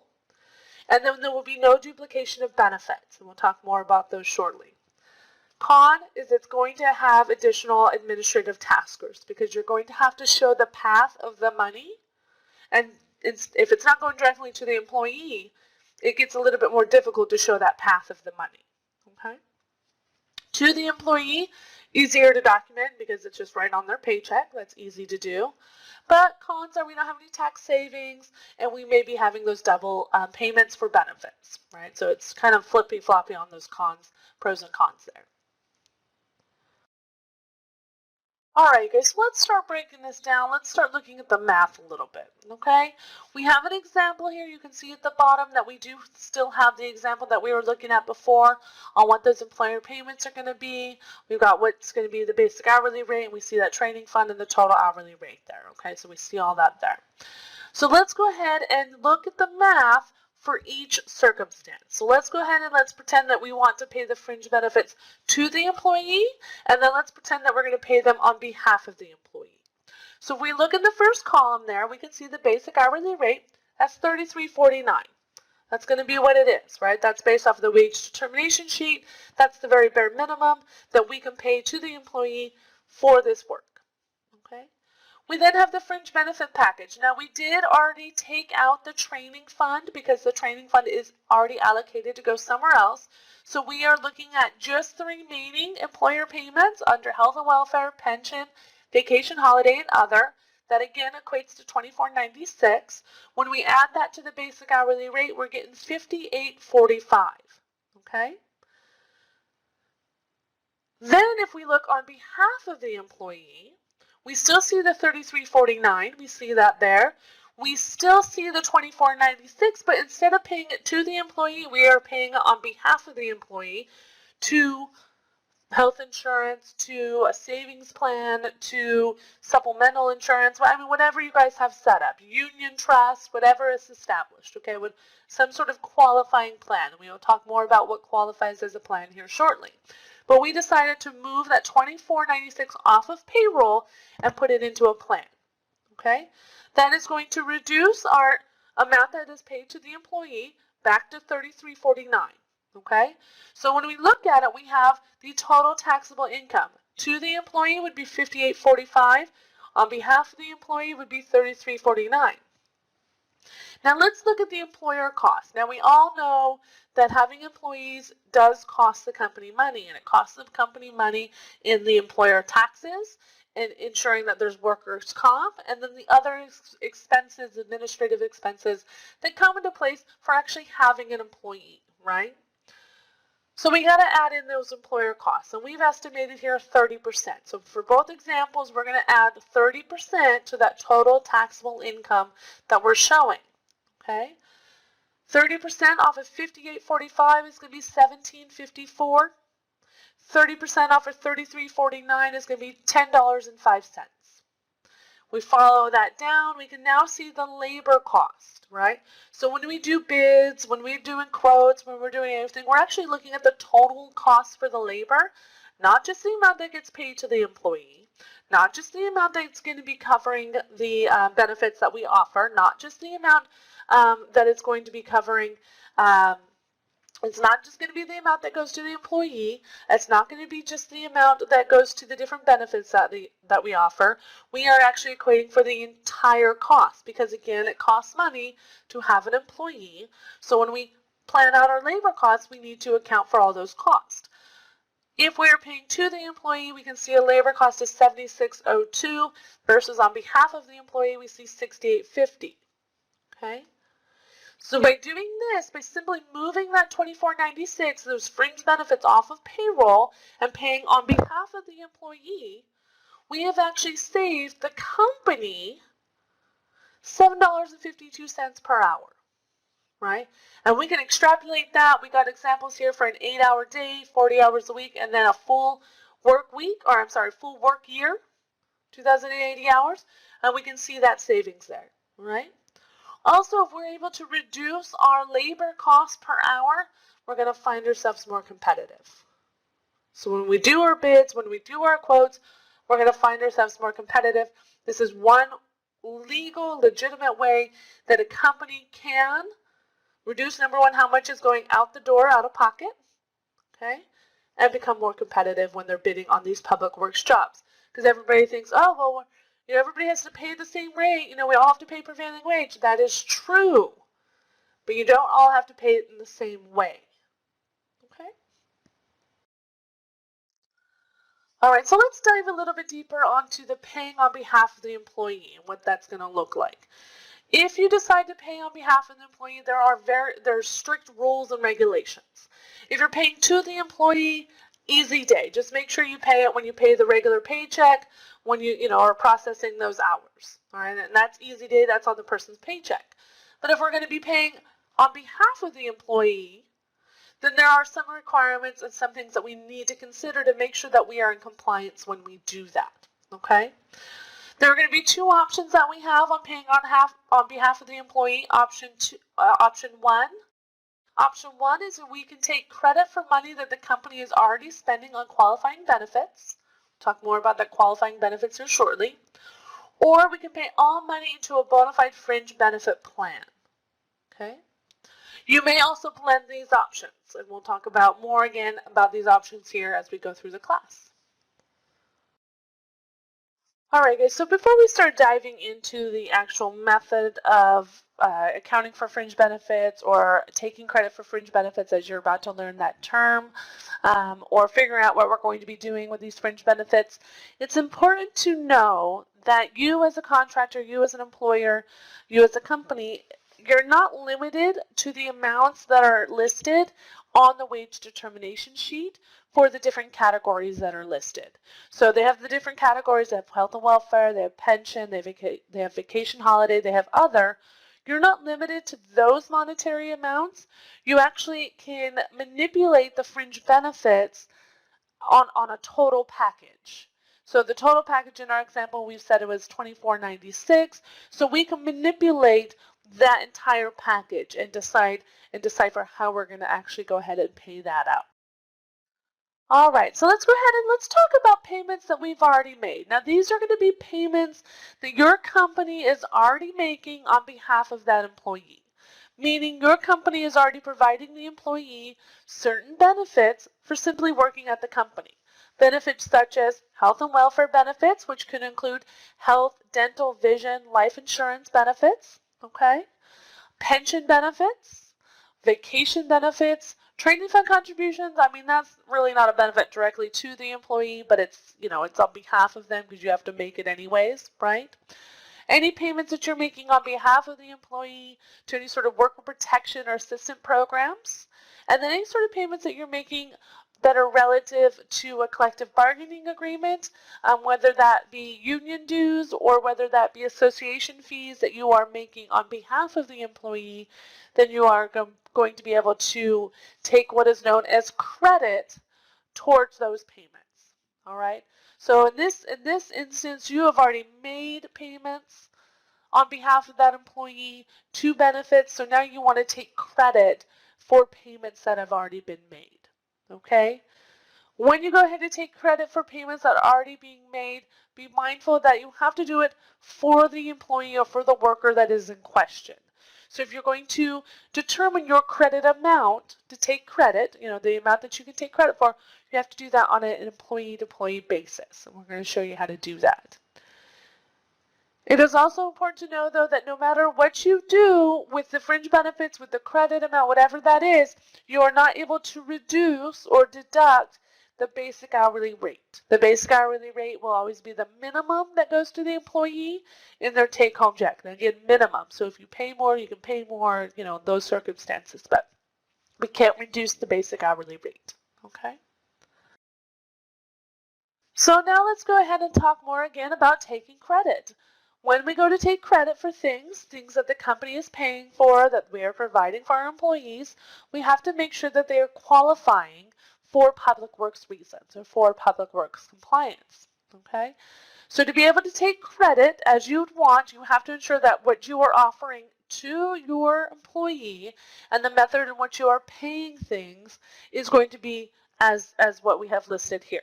Okay, so number one, and you only have to have one of these to qualify. So if your program, if your plan, if whatever you have set up qualifies in any one of these sections, then that's a qualifying plan. That's a qualifying benefit. And any money that the company spends on behalf of the employee for that benefit then can be considered to be taken credit for when we are considering or looking at the employer payments, fringe benefits in relation to public works projects. Okay? So number one, it says payments made to a trustee or third person pursuant to a plan, fund, or program, such as union trusts, supplemental benefit plans, health insurance, pension contributions, these sorts of things, right? We are making payments on behalf of somebody, on behalf of the employee. If we are going to be doing this, we have to ensure that we are paying regularly, no less than quarterly, so we have to make sure that we are contributing to pension plans. We're, at least paying health insurance every quarter. We are doing these things on a quarterly basis, okay? And you can only take credit for payments that are actually made, all right? So you've got to make the payment and then take credit for those payments. Says the rate of actual cost to the employer reasonably anticipated in providing benefits to workers pursuant to an enforceable commitment communicated in writing to the workers that are affected. This is going to be the vacation. So you can, on the vacation side, if you guys offer vacation through your company, maybe a week paid, maybe 2 weeks paid, whatever it is, you can take credit for that benefit. Okay, so you can do that. There's a very detailed requirements for vacation credit, and those would be covered in the Fringe Benefit Advanced class. If you guys wanted to learn more about how to take credit for your vacation accruals, you could do that in that advanced class, okay?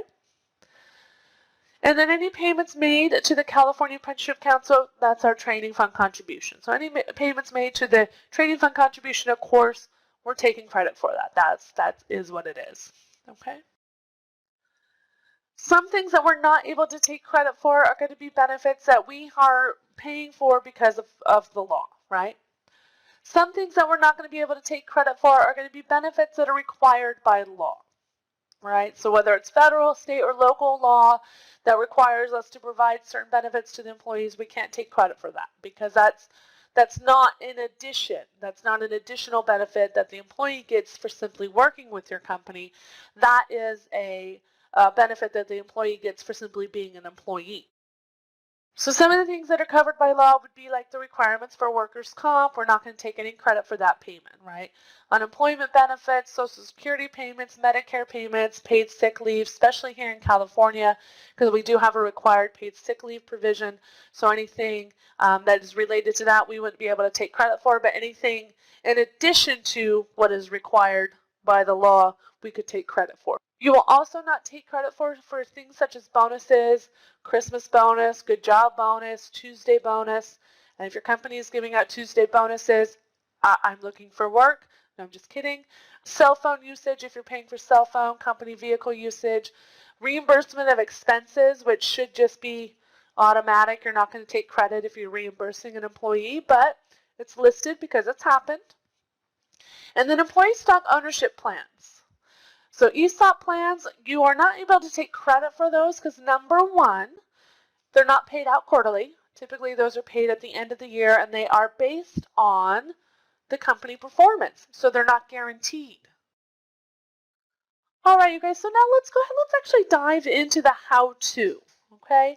So you've got these fringe benefits that your company is providing, and you want to be able to take credit towards those payments that you're already making to be able to reduce your prevailing wage obligation. How do you do that? The method that we're going to be going over is called the annualization method. Now, this was adopted by the state of California. It was adopted from the Federal Department of Labor. So it could work for both federal jobs and state jobs.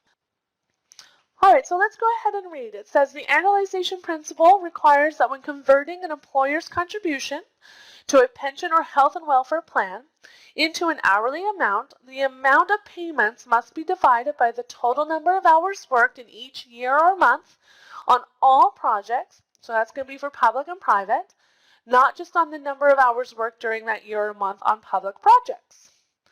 Annualization provides a means to permit an employer to take credit only for employer contributions paid to work while employed on covered public works projects.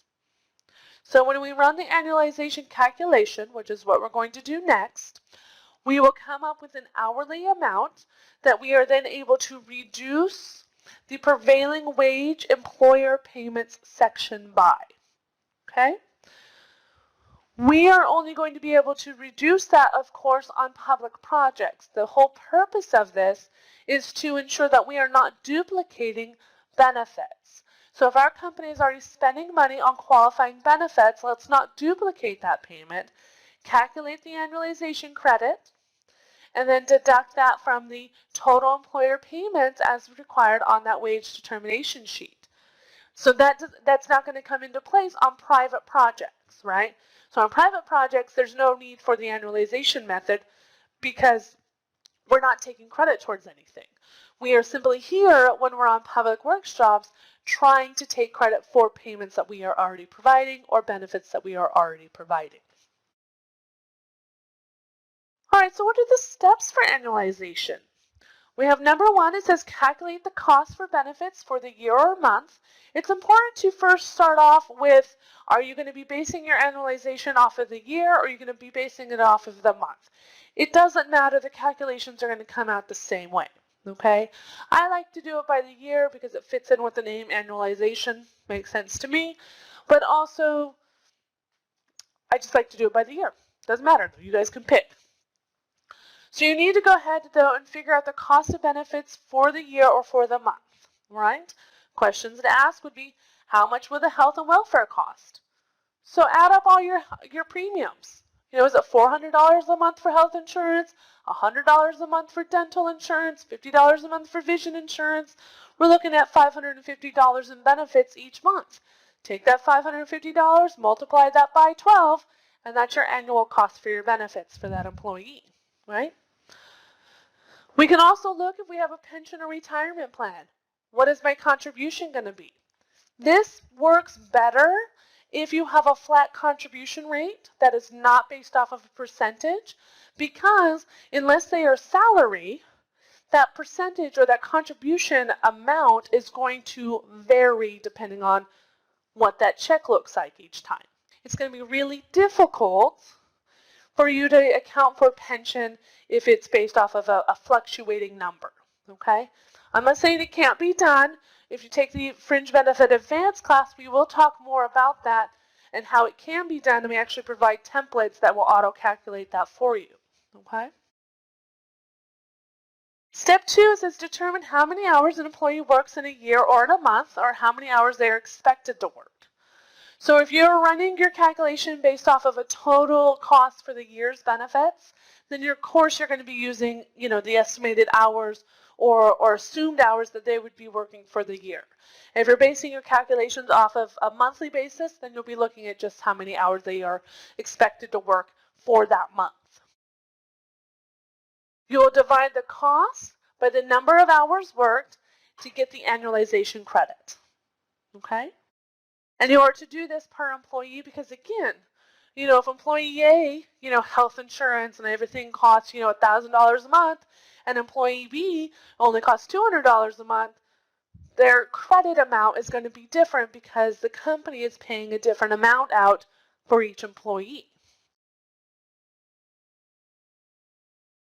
All right, guys, so now let's go ahead and let's actually break this down a little bit and look at the math a little bit. So we're going to go ahead and we're going to both run the annual equivalent calculation and the monthly equivalent calculation. So again, you can choose, okay? And you can choose, it just kind of depends on the company and the circumstances. If things don't really fluctuate in your company and the cost is the same monthly and they are working, a standard work week and, it's 40 hours a week, 52 weeks per year, you may just run it off the annual equivalent calculation, be done with it, it's easy. If things fluctuate a little bit more within your company and they may work some hours in a month, they may not work another month, and the benefits kind of go up and down based off of that, you might look at the monthly equivalent calculation for your calculation cost and have to recalculate it each month. So you guys decide on what you guys are going to want to do, okay? But the first question that we're going to look at says, how much did the company spend to provide the benefit? So that's an extremely important side note. When you are running your credit calculations, you're going to be running it off of the money that the company is spending on behalf of the employee. That is not to include money that the employee is spending for a benefit. So for instance, if you are sharing the cost of health insurance, say they pay 50%, you pay 50%, you're only going to be taking credit for your 50%. Okay? Because they're paying their 50%. You're not going to take credit for payments that somebody else is making. You are taking credit for payments you are making for your 50%, if that's the case in your company. Also with pension, maybe they're contributing, 3% and maybe you're matching 3%, right? You're going to only take credit for your 3%, not the entire 6%, right? You didn't pay the entire 6%, only for the cost to the company, the amount that the company is actually paying out. Extremely important. So in our example, we are going to assume that this employee is receiving $400 a month in benefits. Maybe that's health insurance, pension, whatever it is. $400 a month equating to $4,800 in a year. Because we just simply take the 400, multiply it by 12, and that gets us 4,800. Okay? We're going to assume that this employee is a full-time employee. So when it tells you that you need to account for the hours, you can use the equivalent of full-time work, all right? So most of us, we are 40 hours a week, 52 weeks per year, so that's going to be 2,080 hours. Now you may need to adjust that if the individual works a lot of overtime or if maybe they're a part-time employee, so you'll have to adjust that. But you could use the equivalent of full-time work and not be out of compliance, all right? The equivalent for full-time work for a monthly basis is 173 hours. So either one of those you can plug into your formula.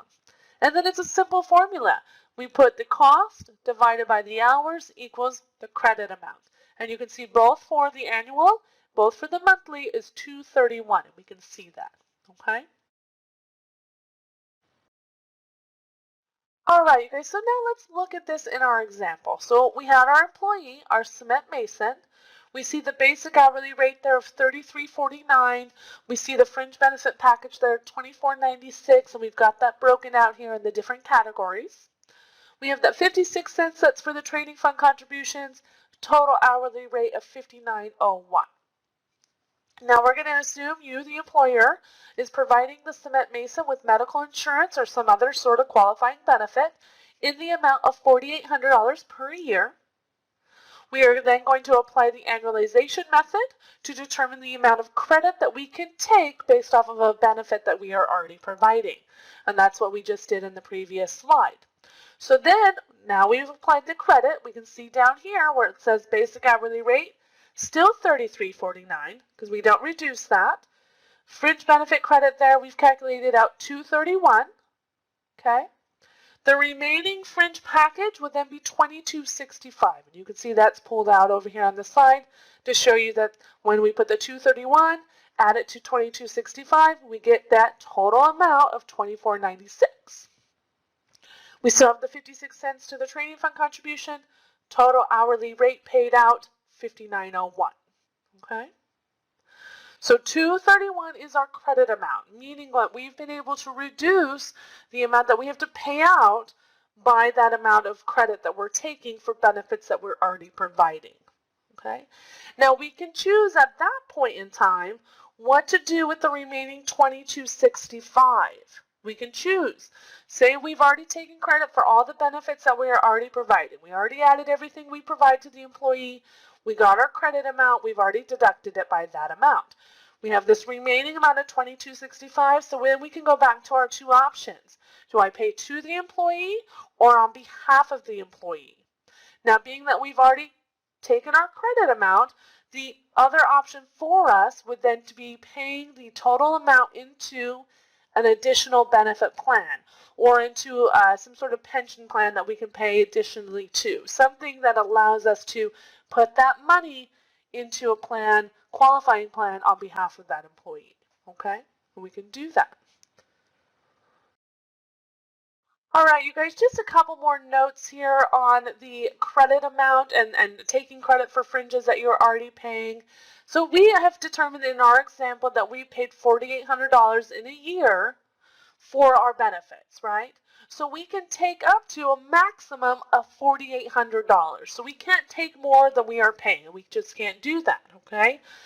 So if we calculate out based off of 2,080 hours, $231 per hour that we're going to take, but they happen to be doing a lot of overtime, we got to cap it at $4,800. So we're not going to take credit past that. We just simply cannot, right? We haven't paid more, okay? So once we zero out our credit amount, we're done. We're done with that, okay?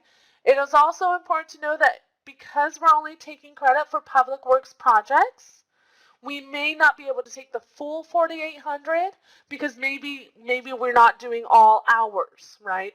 Maybe not all the hours in the 2,080 hours that we used in our equation is going to be at a public works job. And so we have to then take however many hours that we worked on a public works job, multiply that by our credit amount, and that's going to be our actual savings. So we have an example here. Let's say we had 2,080 hours, 1,500 hours of those are going to be on the public works job. The other 580 hours are on, private jobs or whatever it's going to be, not California Public Works jobs. And so instead of getting the full credit of $4,800, we've only gotten a credit for $3,465. Okay? So now let's go ahead and start talking about paying for fringe benefits as the hours are worked, or paying into a plan as the hours are worked, okay? So previously we were talking about taking credit for payments already made, but now we want to go ahead and pay as the hours are worked, maybe just into a separate benefit plan that we've set up solely for public works jobs. Maybe we add to a pension plan, something like that. If you're a little bit familiar with the training fund contributions, it's going to be akin to that process. And if you're not familiar with that yet, go ahead and review that lesson for training fund contributions to get familiarized. But just as with training fund contributions, as we're going to see later, we do not make payments until after the hours are worked. Okay? So the hours are worked. We can then take the entire fringe benefit package and put it into a qualifying account, right? Into a qualifying plan. It could be just one account or one plan. It doesn't need to be separated again into health and welfare, pension, vacation, holiday, and other. Remember, we can take the aggregated total of those benefits and deal still with the one package. So we have set it up in our office. If we have it in place, we could then put all of that money into one account. I feel that this works better for accounts that you can add additional contributions to. So if you're adding additional contributions to a pension account, you can do that, right? Just be mindful that you're not going to be able to take credit off of those additional contributions because that's money that's actually owed to the employee already. So that's not a contribution amount that you're making, that the company is taking on that expense. It's money that you already have to pay, and instead of paying it to the employee, you've decided to pay it into an account to save on those employer costs that we talked about earlier, okay? So here we are. So we see our cement mason again. We see that $33.49 basic hourly rate. We've broken out that fringe benefit package again so we can see all those different rates. Training fund contribution 56 cents, total hourly rate $59.01. we can then put that entire fringe benefit package into a plan. Or in the example that we had, we can reduce it by the 231 because that's taking credit for money that we've already spent as a company on behalf of the employee, putting the remaining 2265 into a qualifying plan. Okay? So then we cancel out the entire fringe benefit package. All right, you guys, so now that you have the outline of the fringe benefits and you now know that you can either pay to the employee or on behalf of the employee, you've seen, the potential cost savings on paying on behalf of the employee, you may decide to have a meeting with the company managers, with the corporate officers, with the owner, with yourself, if that's just going to be you who's the decision maker there, to really identify what the company wants to do. And you guys can do that. If you need additional assistance with this, we can provide additional assistance. We can provide what is called a fringe benefit analysis to kind of account and calculate out what those savings may look like and whether or not it's even reasonable or doable for you guys to move forward with taking credit, with paying on behalf of the employee. We also have resources to be able to set up additional plans, additional benefit programs that would be qualifying that you could just put the lump sum into, instead of having to pay on your payroll, okay? If, though, you decide to be paying on behalf of the employee, it is vital that you guys are being mindful of your documents. Documents, okay? So if you're doing anything with the money other than paying it directly to the employee, we need to be thinking about the path of the money. We need to be thinking about how we're going to be proving that we have actually paid everything that is required of us to pay on these public works jobs, okay? Some things that you may think about keeping on hand would be copies of the benefit invoices showing the cost breakdown per employee. And I know for like health insurance and things like that, it usually will list the employee's name and the total cost. And that's the kind of documentation that you want. You want to have copies of any sort of company contributions made per hour per employee. You may have copies of the payment coupons, paid invoices, or paid receipts. Again, depending if you're union, depending if you're paying on to an association or directly to the state, say in the case of the training fund contributions, those terminologies are going to be changing a little bit. The unions tend to call them payment coupons or paid invoices or paid receipts, whatever it is. You want to have that documentation.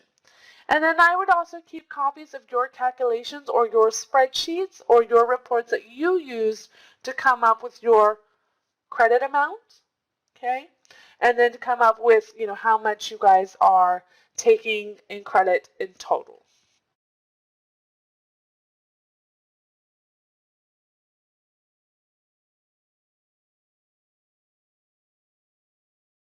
All right, guys, let's go ahead and start talking about our training fund contributions. In this lesson, we're going to go ahead and talk about training fund contributions. We'll review what a DAS 7 is. We'll talk about unions and associations. We'll talk about some tips and tricks, and then some frequently asked questions. It's good to know that the training fund contribution is going to be required on most projects that are for public works. I'll go ahead and talk more about those shortly. So as part of your requirements, you may have to make training fund contributions. These contributions can be made to the state via the CAC, which again is the California Apprenticeship Council, or to an approved program such as a union or an association. You must be signatory with a union or an association, or you must have a DAS 7 on file. We'll see more about what that is shortly. It says the training contribution is a distinct obligation of the contractor from the labor code, and it cannot be satisfied by paying the required hourly contribution directly to the worker. They are to be paid per scope, per man-hour worked. Training funds to the CAC, again that's the California Apprenticeship Council or the state, for simplicity, are due and payable by the 15th of the month after the month of the work was performed. Training funds to the union or associations are due as required by the organization. So if you're signatory or you have a valid DAS 7 on file, then you'll just pay according to their requirements. So what is the training fund contribution? And this is a familiar slide for us. We've already talked about the basic hourly. We've talked about those employer payments when it comes to fringe benefits. But now we're going to be focusing in here on the part in red. We're going to be focusing on what says training, and we're showing 56 cents here. The 56 cents that you're seeing, if that shows up on your wage determination sheet, then you know that you have to pay training fund contributions. And that's really the way to tell if you have to pay training fund contributions is, hey, is it on my wage determination sheet? And there it is for us, 56 cents. That's going to be 56 cents per hour worked. So that's why we need to make sure that we're keeping track of the hours worked so that we can do that, put that into the formula and get how much is actually owed. Here are just little notes for you guys. The separate video that's attached to this lesson actually goes through these steps in the video. This again is just for notes. More notes for you guys. Again, the other video that is attached is going to go into detail about how to actually complete what is known as the CAC-2 form. And this is the form that we're going to be completing when we are going to be paying training fund contributions to the state. Now again, if you are paying to a union or an association, you'll have to go and talk to them and figure out what their process is. The process to pay to the state, though, is here with the CAC-2 form, and that's going to be the other video that is attached to the lesson. All right, we just got some more notes here for you guys. Again, the detailed information is going to be on that other video that's attached to the lesson. And just a couple of things about the training fund invoice. It says once the invoice is generated, it will be a PDF. You're going to go ahead and keep copies of that for yourself. Also print the PDF and send that off with your payment, with your check that you're going to be paying. You're going to be paying to the California Apprenticeship Council. We've got the address listed there for you. If you happen to make an error, that's fine. Just correct the error. If you underpaid on hours, just make up the difference in the hours on a different invoice. If you underpaid the amount, say, instead of typing in 56 cents, you typed in 53 cents because you're going so fast. Simply make another invoice for the difference and then send a check in for the total amount owed. So then you would have two invoices at that point. Training contributions are payable by the 15th of the following month. So again, any work done in like November, you have till December 15th to pay. You can pay more than one training fund invoice on a check. And that's often a common question. You can pay more than one invoice on a check. You just want to make sure you have the different invoices. And here we're seeing an example of what is a DAS-7. So a DAS-7 is an agreement between your company and a union or an association, and it's an agreement to train apprentices. With an agreement to train apprentices means, number one, that your company will have access to their apprentices for public works projects, and for public works projects that you will pay the training fund contribution directly to them. Now, this agreement, again, is between your company and the applicable union or association, so you'll have to reach out to them for the specific details. But if you are granted an approved DAS-7, that could either be for all public works projects, or it could just be for one project. In particular, it kind of just comes down to what you guys agree upon between the union or the association. What's great about the DAS-7 is it allows a contractor who is non-signatory or not part of a union or association already access to those apprentices and then able to pay the training fund contributions to those organizations. That way, sometimes companies, they want a little bit more control on who they send the money to. This is a great way to control who you send the money to if you get under a DAS-7 agreement, and they'll have access to their apprentices as well. You don't actually have to be signatory to a union, and you don't have to join a union. It's just the one little component that you'd have access to. So you wouldn't be a full signatory to a union or to an association if you chose the DAS-7 route, but it would give you some tools to be in compliance for the state on some public works projects if you decided to do that. Again, you're going to have to check with the different organizations to learn more about the process. All right, guys, let's go over some tips and tricks. The training fund contribution component is really not that hard.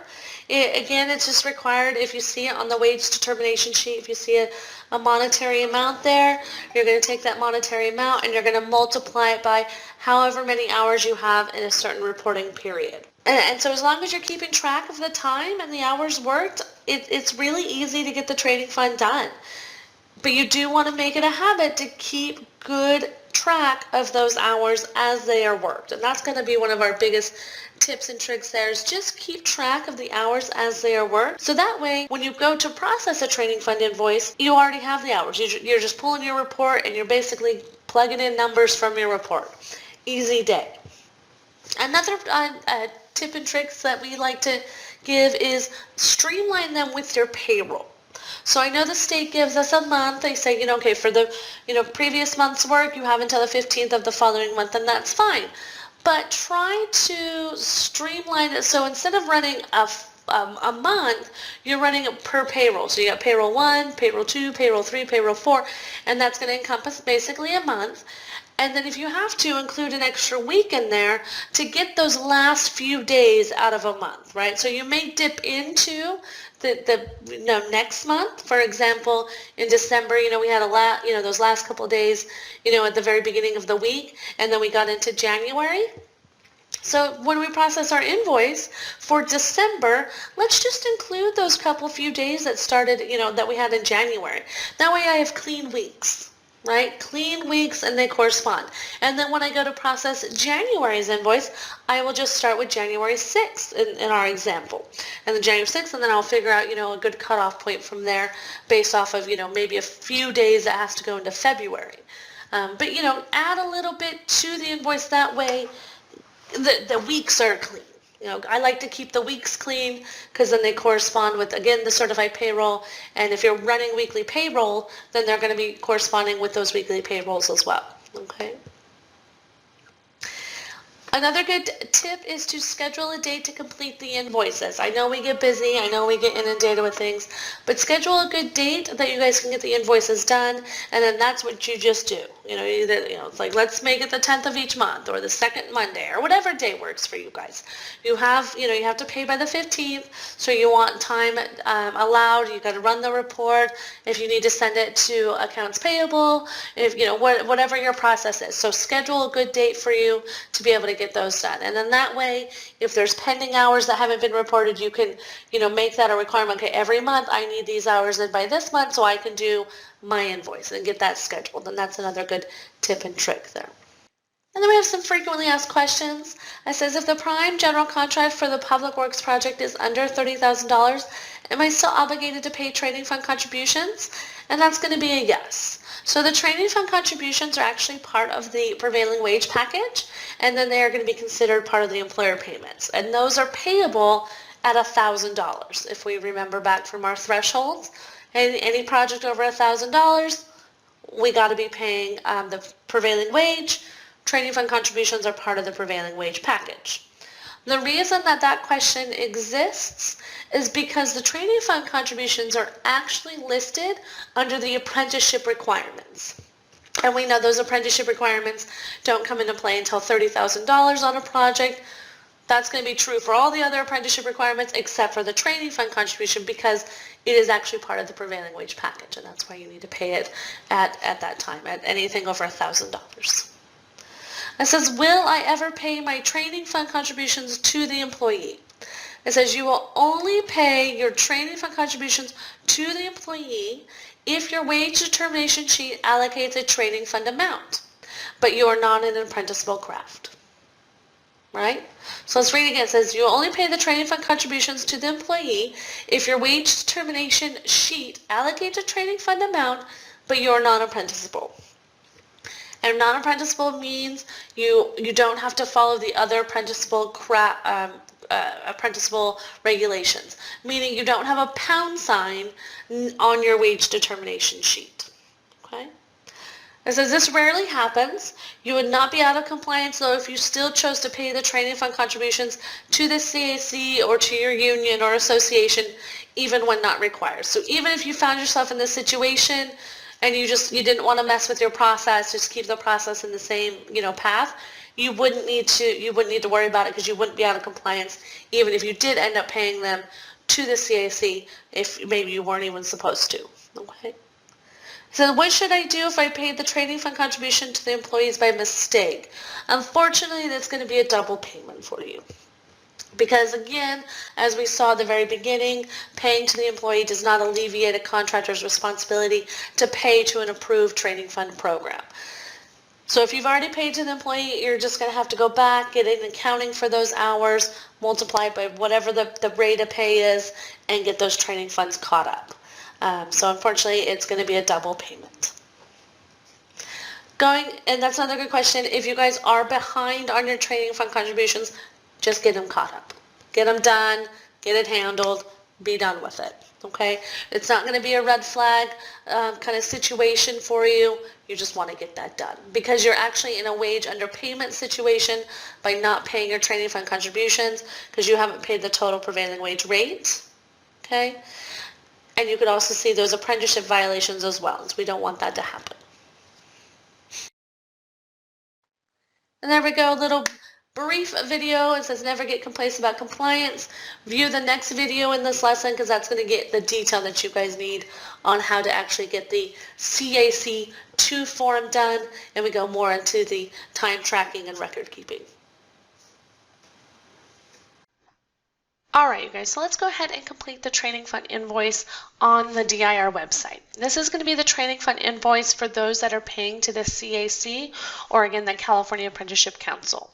Again, if you are union or signatory to a union or an association, or you have an active DAS-7, you're going to need to reach out to those organizations to determine how to pay any sort of contributions that may be owed to them. This is going to be money that is owed to the state via their training fund contribution requirement. You're going to start off at the dir.ca.gov. Once you get to the home page, you're going to come over to the right-hand side, click on Public Works, find the big blue button that says Contractors, and then within the box that says Public Works Contractors Responsibilities, go ahead and come down to the third check mark and click that hyperlink that says Apprenticeship Requirements. And then in this box that says Contractor Responsibilities, come down to the second check mark, that first hyperlink that says Training Fund Contributions. And this is going to open up for us what is known as the CAC 2 form. This does replace the paper copy form. If you're still utilizing a paper copy form, go ahead and adjust to the CAC 2 form so that way you guys are going to be in compliance, okay? Once you guys get that open up, you're going to go ahead and fill out the top information. Very basic information. It's going to be name, address, city, state, and zip. That's going to be the name and address of the company that you guys are filling this out for. The company's license information. That could be a CSLB. That could be any sort of other specialty license number, or it could even be a business license that you guys are going to be plugging in there. You will then go ahead and reference some sort of contract or project number. It is advisable to put in there the project DIR number. That way you can always reference back to those projects if you need be. But if you don't have a DIR number, or if it's not readily available, any sort of contract number that will be able to reference that project will work. We then want to put in the period start and period end time frames. This is going to be important because this is going to indicate when we started tracking hours for this invoice and when we stopped tracking hours for this invoice. So you want to keep a good accounting of those periods that you are reporting and periods that you are keeping invoices for. That is why we do suggest that the tracker, and that is provided for you as a tool, and there is an attached tracker and how-to video that goes along with that with this lesson, so go ahead and view that, and we'll talk more about reporting periods and setting that up. For us, for reporting, we like to streamline things. So even though the state of California does say that training fund contributions are to be paid monthly, or at least monthly, they can be paid sooner than monthly, and they say that, you're supposed to pay, the previous month by the 15th of the following month. So any work done in October would need to be paid November 15th, any work done in November by December 15th, and so on and so forth. We do follow that. We do follow the monthly guidelines, of course, but what we like to do is also ensure that we are completing the week. So we complete it by the week end date. So we are corresponding that with our certified payroll weeks. You know, certified payroll is you got week 1, week 2, week 3, and it corresponds with the week of the project. We like to do the same thing with our training fund contributions. So even though we are required to pay monthly, which is what we do, we will usually overlap a little bit if a payroll period or if a week on a project is going to go into the next month.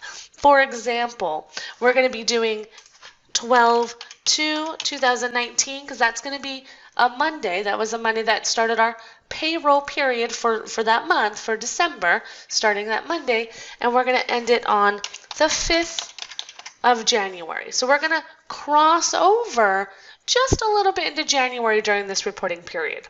We're still going to be in compliance though, because everything for December would have already been paid by the due date. The December 1st, any work that was done December 1st should have been paid with that December invoice that we created for November, because it would have crossed over, into November a little bit. It would have been on that November invoice. Then we do December. We're going to start on the 2nd. We're going to end on the 5th of January. So we're going to cover all of December. It's going to all be paid by the 15th of January, but we're actually going to be a little bit ahead of schedule for those first 5 days in January. But then when we come to do the next invoice, when we come to look at January's work, we're just going to start it on the 6th of January instead of, the 1st of January, because we've already accounted for those days. Okay? You're going to want to put any sort of name or project name, hospital name, anything that helps you identify that project. That's going to also be very useful. And then any sort of comments. Some good comments that you might put in there would be which weeks are covered on the project. We're covering, for our example, if we look at our tracker reference and that template, we're going to be, again in our example, be covering weeks 8 through 12, so we might put in there 8 through 12, right? And that is going to make sure that we know that we are covering those weeks. After we do that, we're going to go ahead and just put in the information of who's submitting or who's generating this invoice. So if that's going to be you, because you guys are filling it out on the computer, it's your name, the title, email, phone number, easy day. From there, we're going to go ahead and plug in the actual different scopes of work with the actual hours that we've tracked with the rate of pay.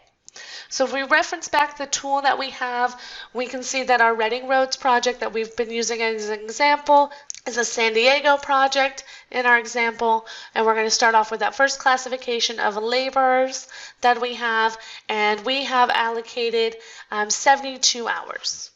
Okay.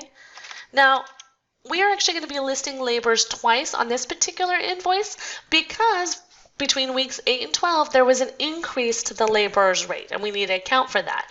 So right now, we're just applying the 72 hours that was prior to the increase. We're going to say the increase came out the 1st of January.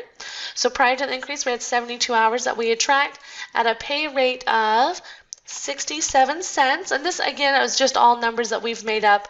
We're taking these numbers off of that other training fund tracker that you've got as a tool that you can open up and follow along with, and then also that how-to video that goes with it.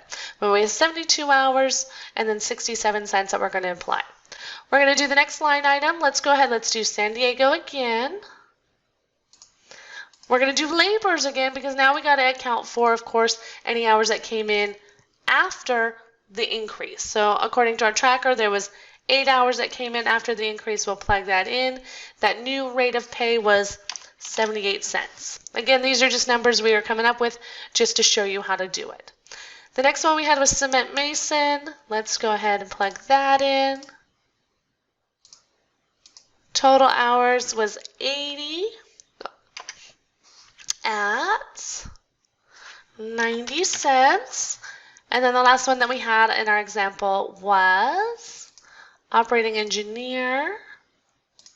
I believe that was 80 at 89 cents, okay? So it's just giving us these calculations or giving us this option to put on these line items. We will then actually go down to the bottom and click calculate total. Now I'm going to go ahead and click calculate total. It's not going to do anything for me except for give me some errors and actually give me the actual totals for each line item and the grand total, but it's not going to generate an invoice because I haven't put anything into the code area that they have here at the top, and I also did not fill anything out at the top. And the reason I'm not going to do that as an example for you guys is simply I just don't want to generate an invoice within the system. But we will calculate total so you can see what it does. There it goes, gives me those errors. We knew that was going to happen. But it did give me those total amounts per line item right there. Okay? Gave me that grand total that I should be paying. Okay? Right there as well. So of course if I had errors, I'd correct the errors, put in my code, and then I'd resubmit, and it would generate an invoice for you guys to be able to look at. Once the invoice, of course, is processed, or issued, you're going to go on ahead and print that. You're going to want to save a copy for yourself and then send a copy of the invoice with your check as well. Okay.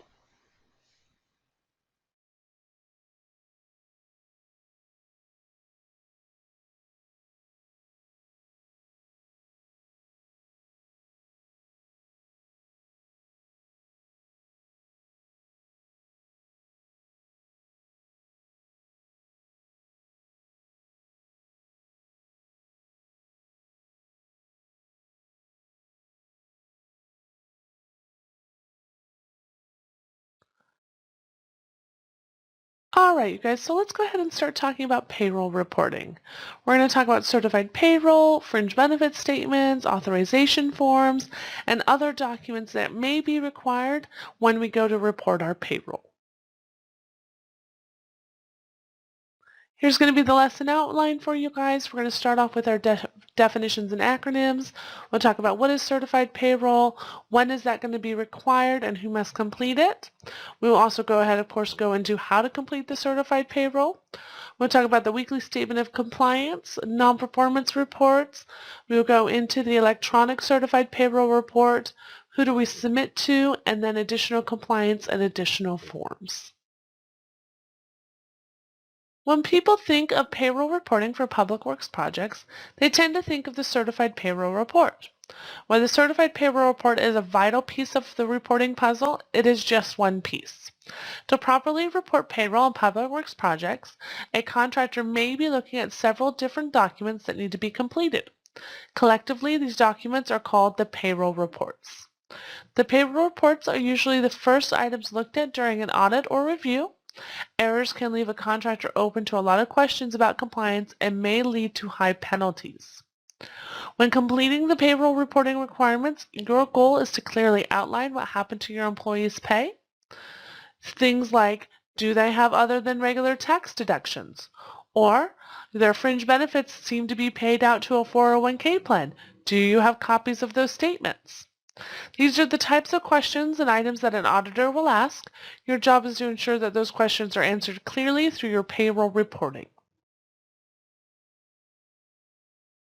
All right, you guys, and here are the definitions and acronyms. We see CPR, that's going to stand for Certified Payroll Report. We're going to be discussing two different reports here.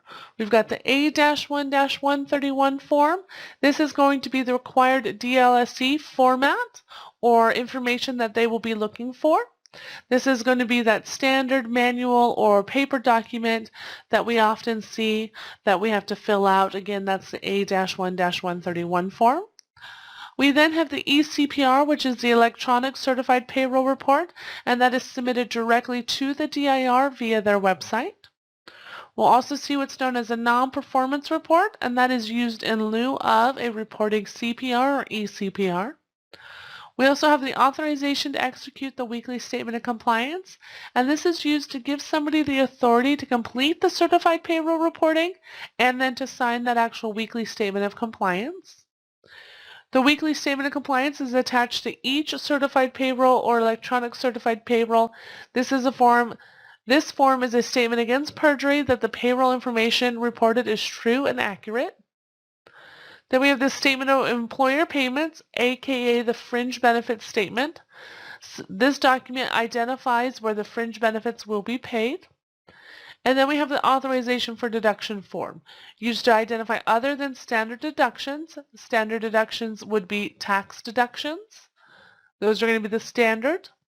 Other than standard deductions would include court order deductions, a payback of a payday advances, benefits paid by the employee, etc., etc. Again, standard is taxes, non-standard is going to be everything else. All right, continuing on with definitions and acronyms, we have performing week, often indicated by just a P, identifies work that was completed during a specific 7-day period, which would be a calendar week. Reporting weeks are 7 days long, even if you only work for 5, and that's kind of a little bit of a confusion there. So performing weeks will be a 7-day long period, even if you just work Monday through Friday, and that's just 5 days. The actual reporting week is going to carry on for the extra 2 days there. Non-performing week, often indicated by an NP, identifies a week where there was no work completed for a specific 7-day period, again a calendar week, but the project is still open. And then we have week ending, often identified with just a WE or a W/E. That's going to be the last day of a 7-day reporting period. We've got some examples there for you of what would be indicating of the week ending date. So if we're running Monday through Sunday, then the week ending date is always going to be on a Sunday. If we're running through Sunday through Saturday, the week ending date is always going to be a Saturday. If we're running Tuesday through Monday, the week ending date is always going to be a Monday. And you're going to want to get that established in your company. Typically, people either run a Monday through Sunday or Sunday through Saturday work week or calendar week. So what exactly is the Certified Payroll Report? The Certified Payroll Report is a tool used by officials to ensure that the minimum prevailing wage has been paid properly. This report also meets the record-keeping requirements as set forth in the Labor Code, which requires each public works contractor and subcontractor to keep accurate payroll records, including the name, address, social security number, work classification, straight time and overtime hours worked each day and week, and the actual wages paid to each worker.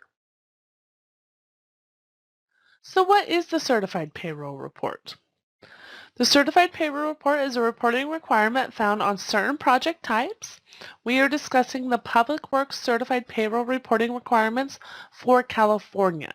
And I just like to specify that because if you guys are doing federal work, then the reports are going to look a little bit differently. If you're working with certain awarding bodies within California, then you may also see different reporting requirements as well. So we are focusing on just the general state of California Public Works reporting requirements. The first thing that I would like for you to do before we go into the what of certified payroll reporting is to forget the term certified payroll report, because it's just going to aggravate you, because there's going to be typically more than one report that's going to be required.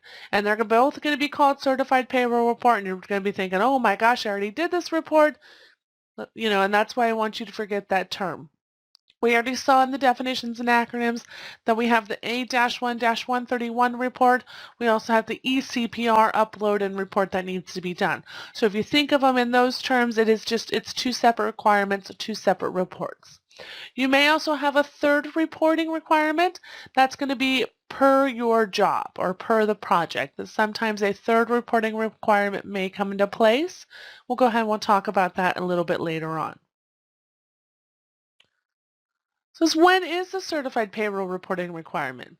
We've already discussed our thresholds here, but we remember at $1,000 we're required to pay the prevailing wages, and once we're required to pay prevailing wages, we do need a report on those prevailing wages. We will go ahead and do that with the A-1-131 report. So as $1,000, the manual form is required.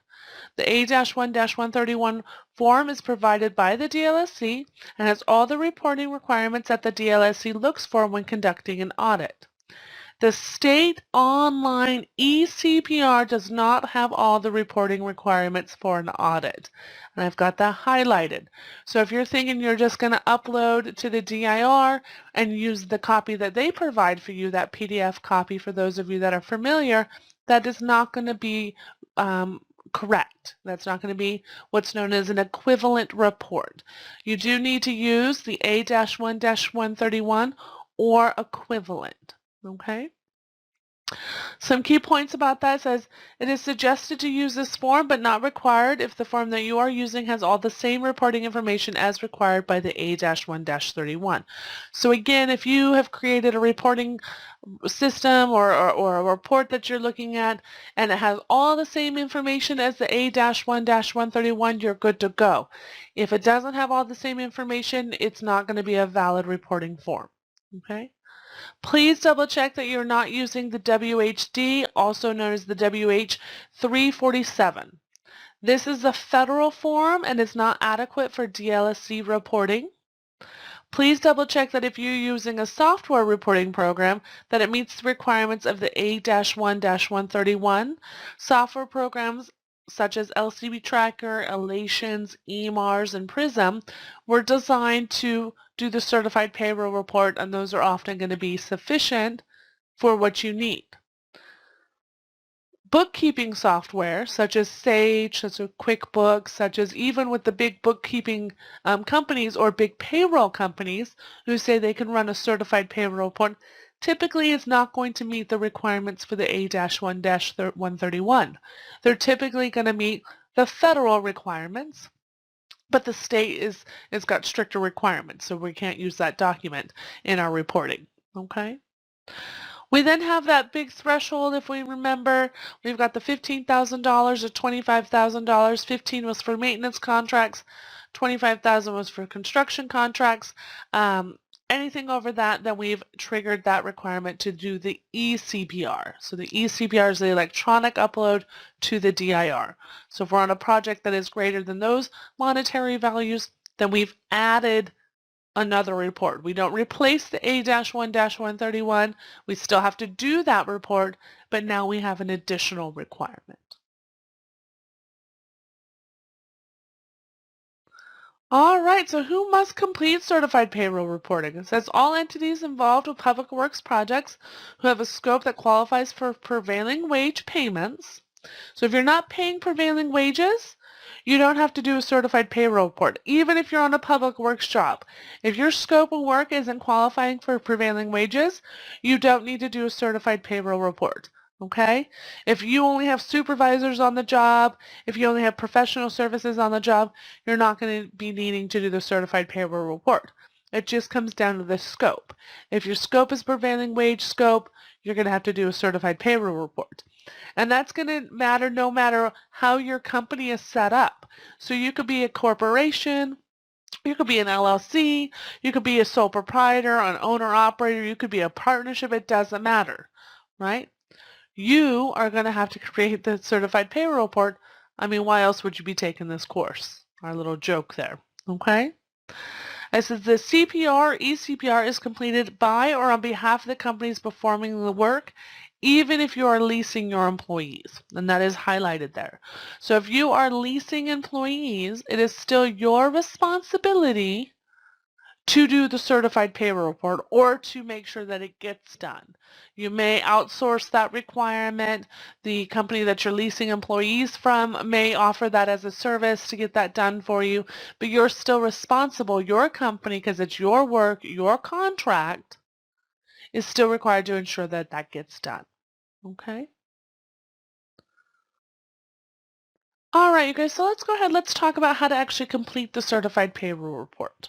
Before we actually get into the details of the report, I just want to talk about a couple circumstances and a couple frequently asked questions that we get.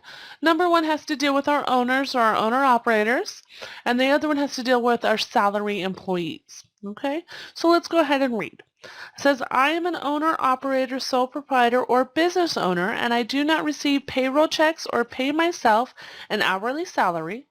How do I handle certified payroll reporting for my own work, and how do I determine how much I'm being paid for that work?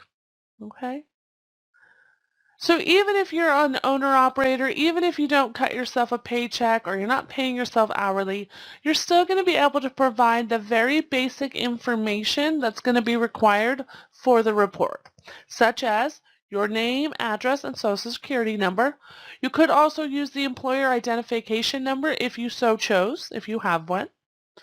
The work classification for your prevailing wage work based off of the prevailing wage scopes. The hourly rate of pay for that classification. The number of hours that you actually performed work on that project, right? You still be able to break it down by the day. This is how many hours I did in the day, and those are the total hours for the week. Still should be able to do that. And then the estimated amount paid for your work for your labor on that project, okay? To estimate how much you are paid for your own labor, subtract all of your other expenses, including materials, pro rata share of business overhead, the payments to other workers or subcontractors, any other expenses. So just delete it all out from the gross contract total. That should then give you the net total, which should be your labor cost. So once you subtract everything out of that gross contract total, the net should just be the labor cost, true labor cost, right? It's whatever's remaining. You will then divide that by the hours worked, and then you will see if that sum is equal to or greater than the prevailing wage requirement. If it is not equal to or greater than, then you are underbidding your contract, so you're going to want to adjust that. But then you're going to also want to make sure that you are reporting correctly that you've paid enough amount. Okay? So that's how you're going to estimate if you're an owner-operator and you don't pay yourself a paycheck. You don't have to pay yourself a paycheck. You just have to make sure that you're estimating out what that cost is actually looking like. Okay? If you don't pay yourself a paycheck, you're going to have to do the estimation. If you can set it up to pay yourself a paycheck, go ahead and do so.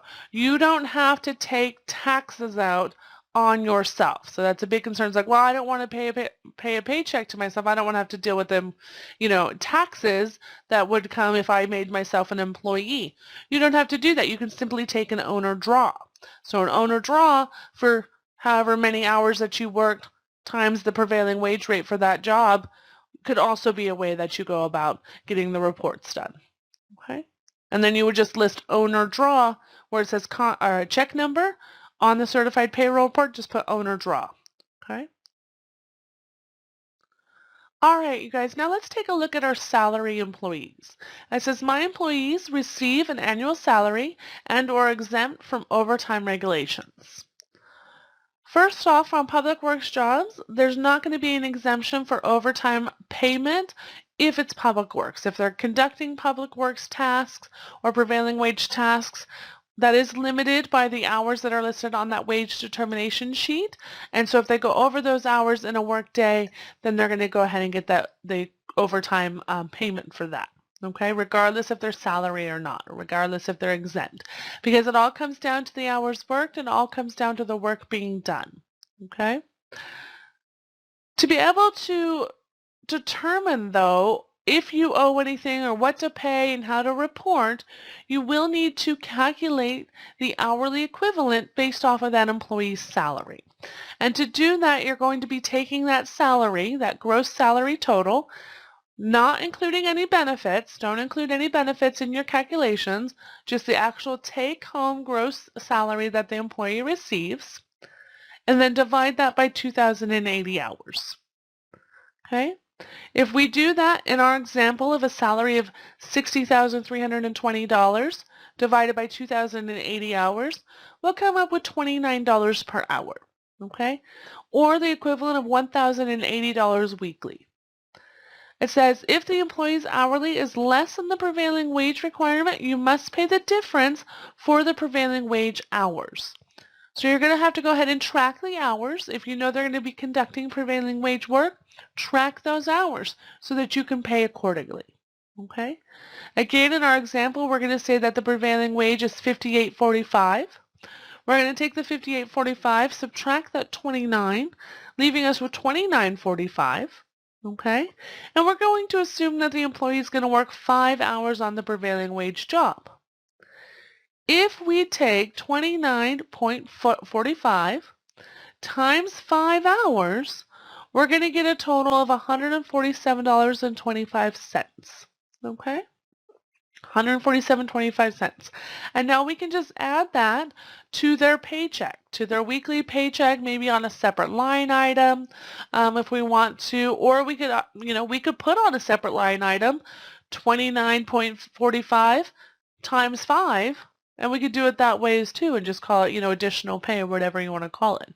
But if you want to base it off of the weekly amount, then you could just do the sum total of $147.25, and that would get you that increase of just over $1,200 for that working week.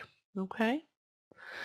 Again, it says exempt employees are not exempt from receiving the prevailing wage overtime, double time rates if applicable. So you do need to manage and track time, again, on these public works jobs for all those employees who are going to be working in prevailing wage scopes. All right, so here we're looking at a little snippet of the A-1-131. This is the report that we're going to go ahead and talking about for the next little bit. The A-1-131 as a review is used on California projects that are over $1,000. That's going to be, again, project total. We're going to use this form or an equivalent form, meaning a form that has the exact same information.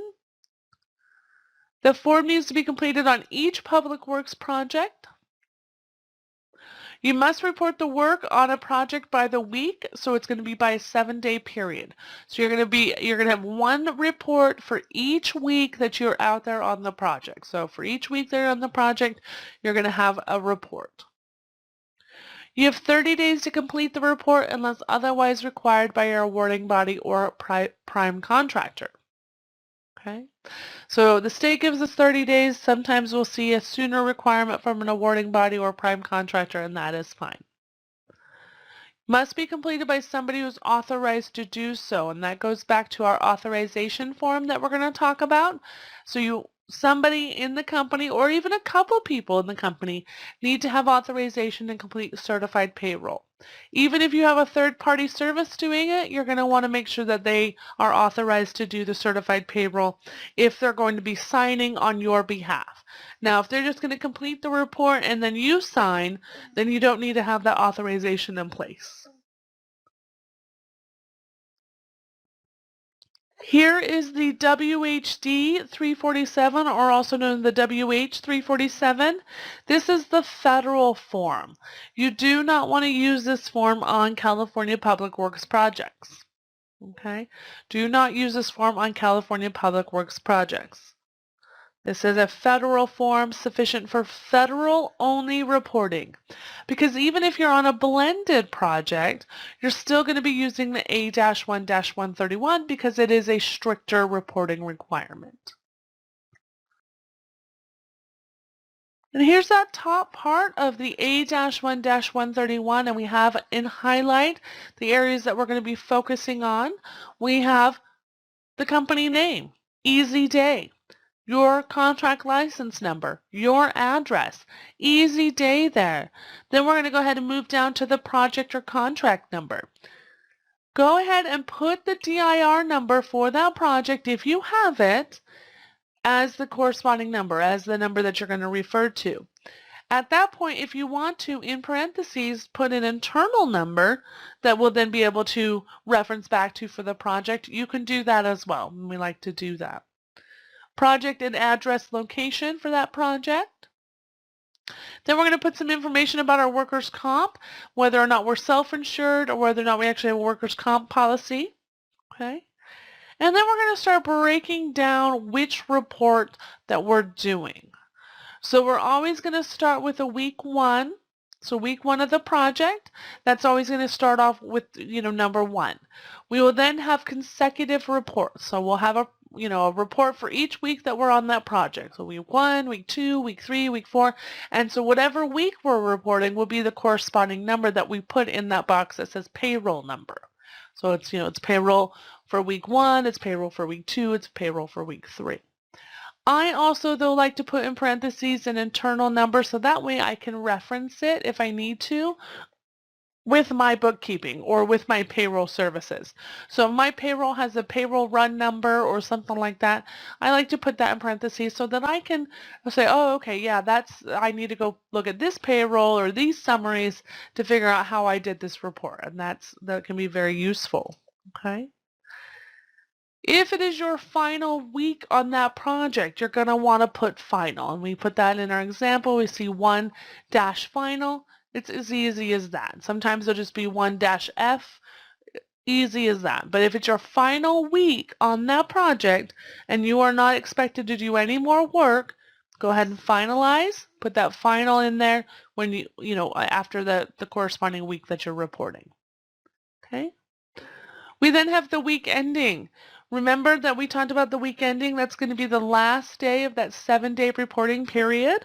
So if you're running a Monday through Sunday or a Saturday through a Sunday through Saturday or anything like that, you're going to want to put whatever that last week is on that week ending, whatever that date is. And they should, going forward, always land on the same day. So if you're reporting, Sunday's your week ending date, it should always be Sunday. Okay.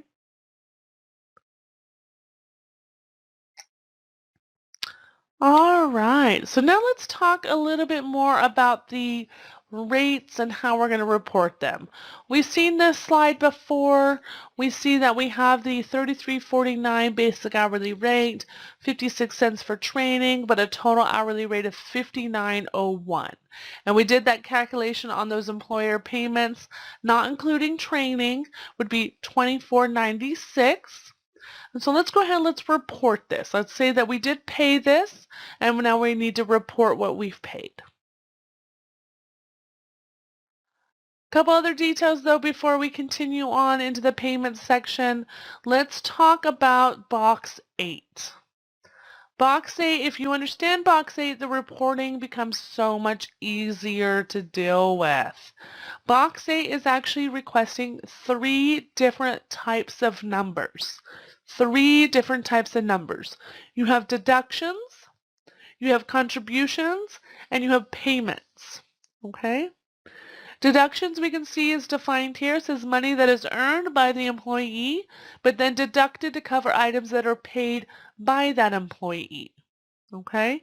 These are going to be taxes, the employee share of benefits, payday advance paybacks, garnishments, or anything like that. So let's go ahead and then talk about deductions. Deductions, again, is going to be money that is earned by the employee, but then deducted to cover items that are paid by the employee. Such things as taxes, the employee share of benefits, payday advance paybacks, or any garnishments is going to be what's considered a deduction. Okay, so the employee has earned this amount of money.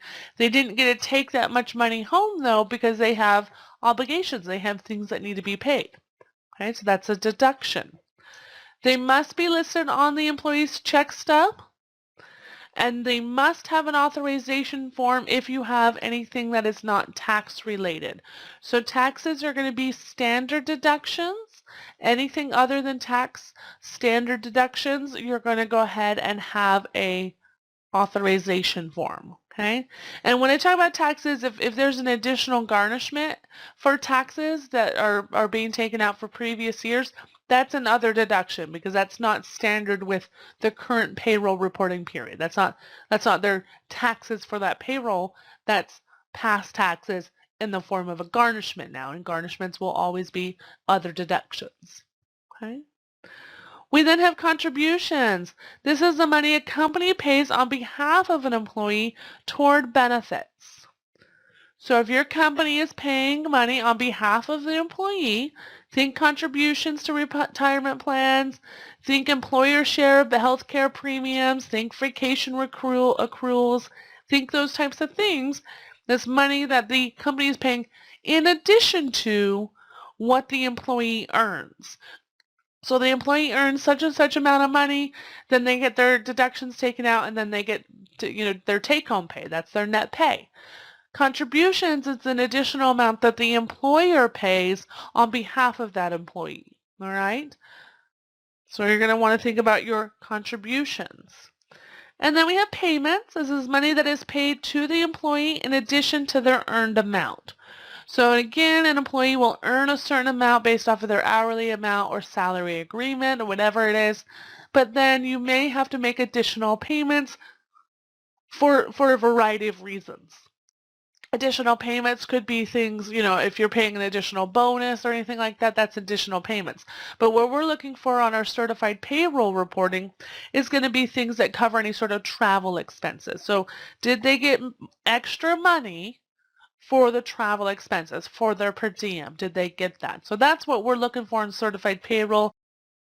You will then also list payments on the employee's check stub. Okay? Contributions typically not listed on the employee's check stub. All right, you guys, so we've got a paycheck sample here that we're going to be going over and we're going to be reporting on. So this is going to be assuming that we are paying fringes to the employee. Remember, we have two options when it comes to the fringes. We can either pay to the employee or on behalf of the employee. Depending on how we decide to pay that money is going to affect how we report on the certified payroll reporting. Okay, so here's our sample paycheck for you guys. You should have a copy of it with the lesson for you guys to follow along. All right, you guys, so now let's talk about how to actually complete the certified payroll report. So remember, we've already filled out the top portion of the certified payroll report. Now we're moving into the actual reporting information for the employees, for the project, for the week. Okay, we're going to start off with box 1. That's where we're going to put the name, address, and social security number. It is the full legal name, full address, and then full social security number. The state does require full socials, whereas federal reporting or federal requirements for public works jobs only require the last 4. So if you're thinking, oh, I thought it was just the last 4, that's a federal requirement. For the state of California, it is actually a full social, so we're going to want to list that. Box 2 is the number of withholdings or exemptions that they have. This is going to be based off of their W-4, however many exemptions that they've listed on that W-4 for their tax exemptions. Okay. Box 3, we're going to go ahead and list the work classification or the scope of work that they were working in for this report. Okay, so we're going to be looking at our prevailing wage scopes, we're going to be looking at our wage determination sheets, and that's going to be the classification that we're going to use. So whether they're a cement mason, whether or not they were a building inspector, whether or not they were operating engineer, whether or not they were a carpenter, we're going to go ahead and list that here. If your scope of work indicates a group, you're also going to put a group in there. So if they were labor group 1, that's what we want to put, labor group 1. Operating engineer group 8, these examples, whatever it is.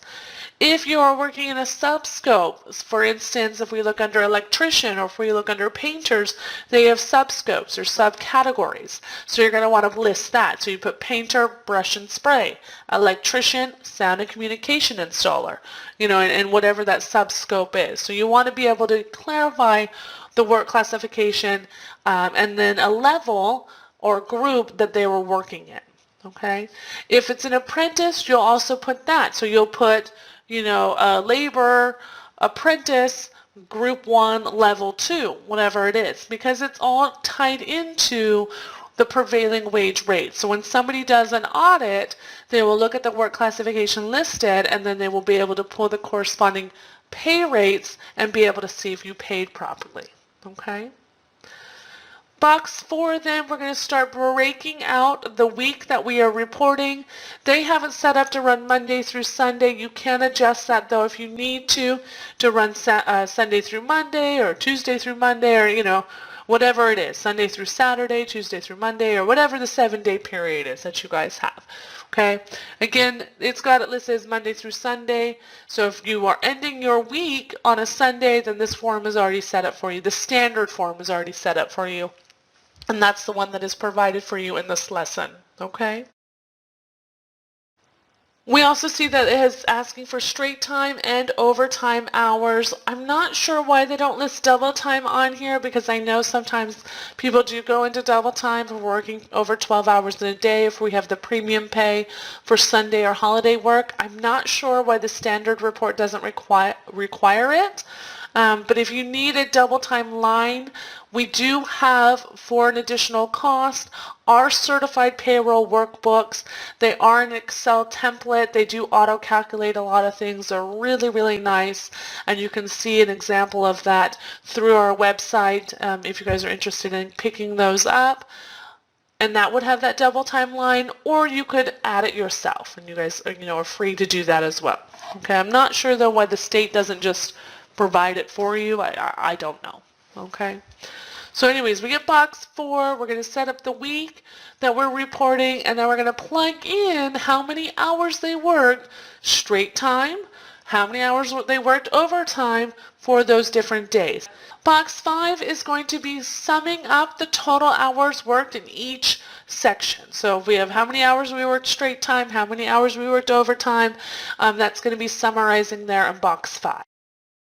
Box 6 is going to be the hourly rate of pay. This is the amount that is actually paid to the employee. The amount paid to the employee. So now we got to think back to our fringe benefit lesson, and we need to think, okay, are we paying everything to the employee, meaning the basic hourly rate plus the fringes to the employee?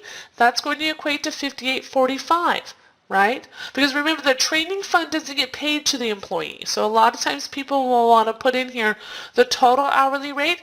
That's not going to be the rate that you put in there because it's the rate of pay to the employee. And in this example, we're paying fringes to the employee. So that would be looking like $58.45. Okay?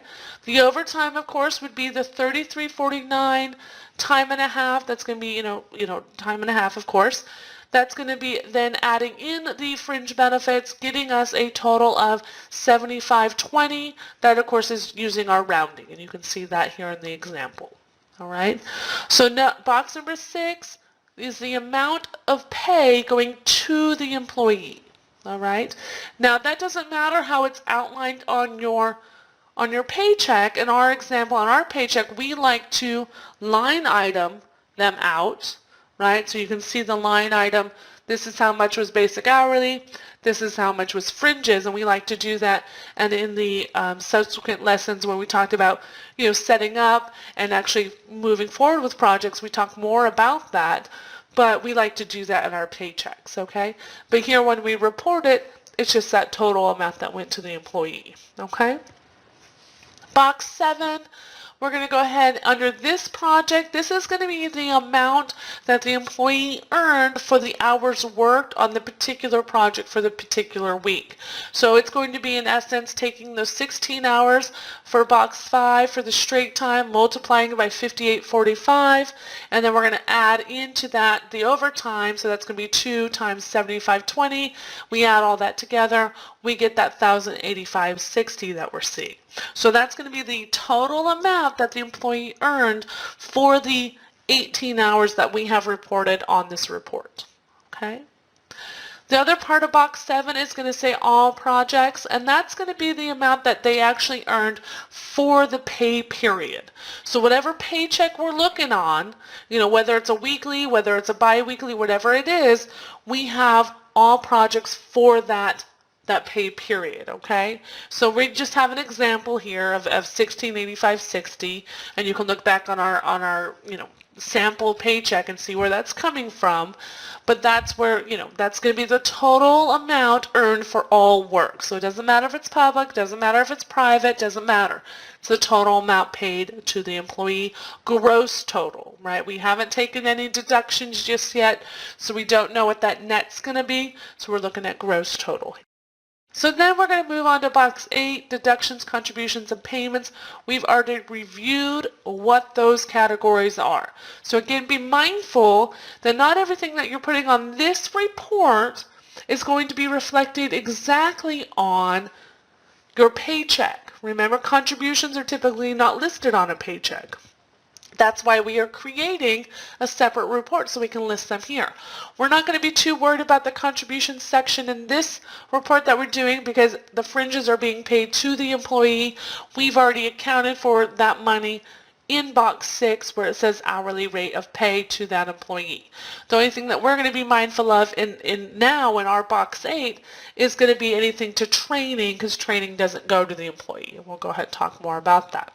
But we're going to look at our paycheck sample. We're going to plug in those deductions that we see. So we have our tax deductions, federal, state, FICA, our SDI. We're going to go ahead and calculate that. I do have a note down here that says that FICA is going to be equal to Social Security and Medicare. So usually they're listed separately on a paycheck. You go ahead and add those together here, and you can list out that FICA total. Okay? We then go into our contributions. So again, we are paying everything to the employee except for the training fund. So the training fund that you are going to see here, we're going to take the training rate.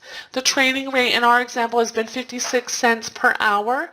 We will multiply it by the total hours worked. In our case, that's going to be 18 hours.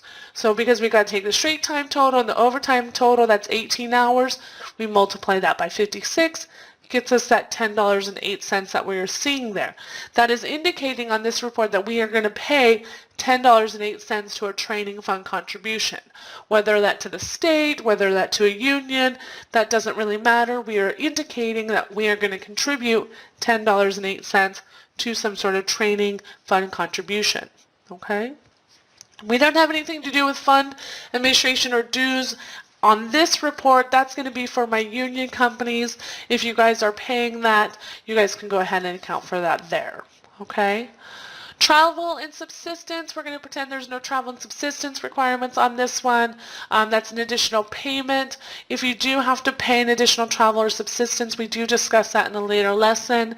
That may be a daily rate, that may be per project rate, it may be based off of mileage or anything like that. So if you're having to make an additional payment for some sort of travel, covering the expense of travel, you'll go ahead and list that there. Okay, and we do have that lesson on travel and subsistence. It's a different lesson. Okay.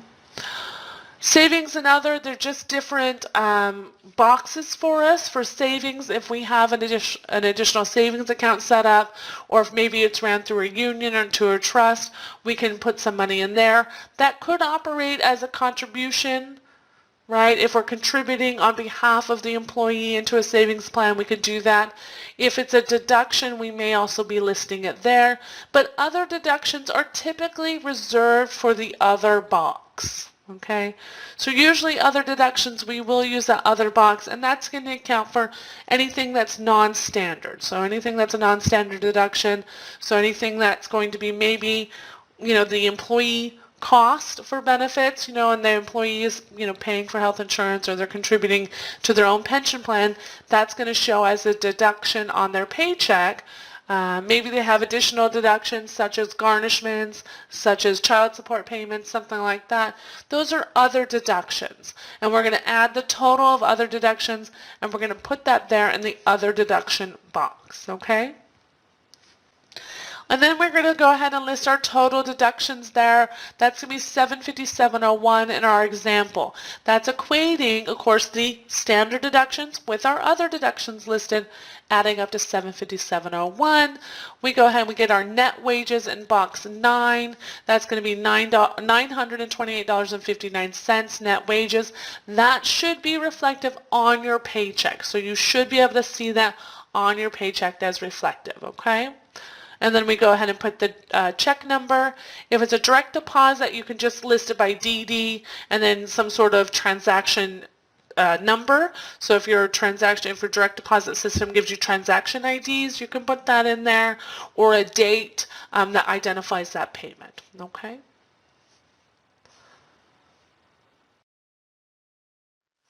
All right.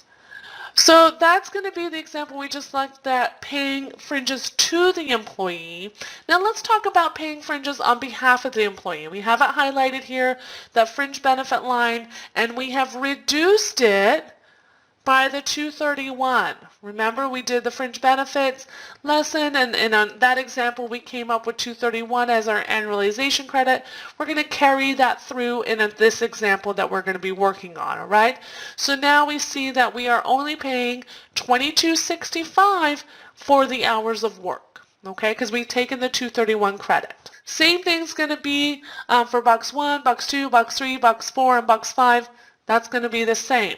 We're going to make adjustments here in box 6.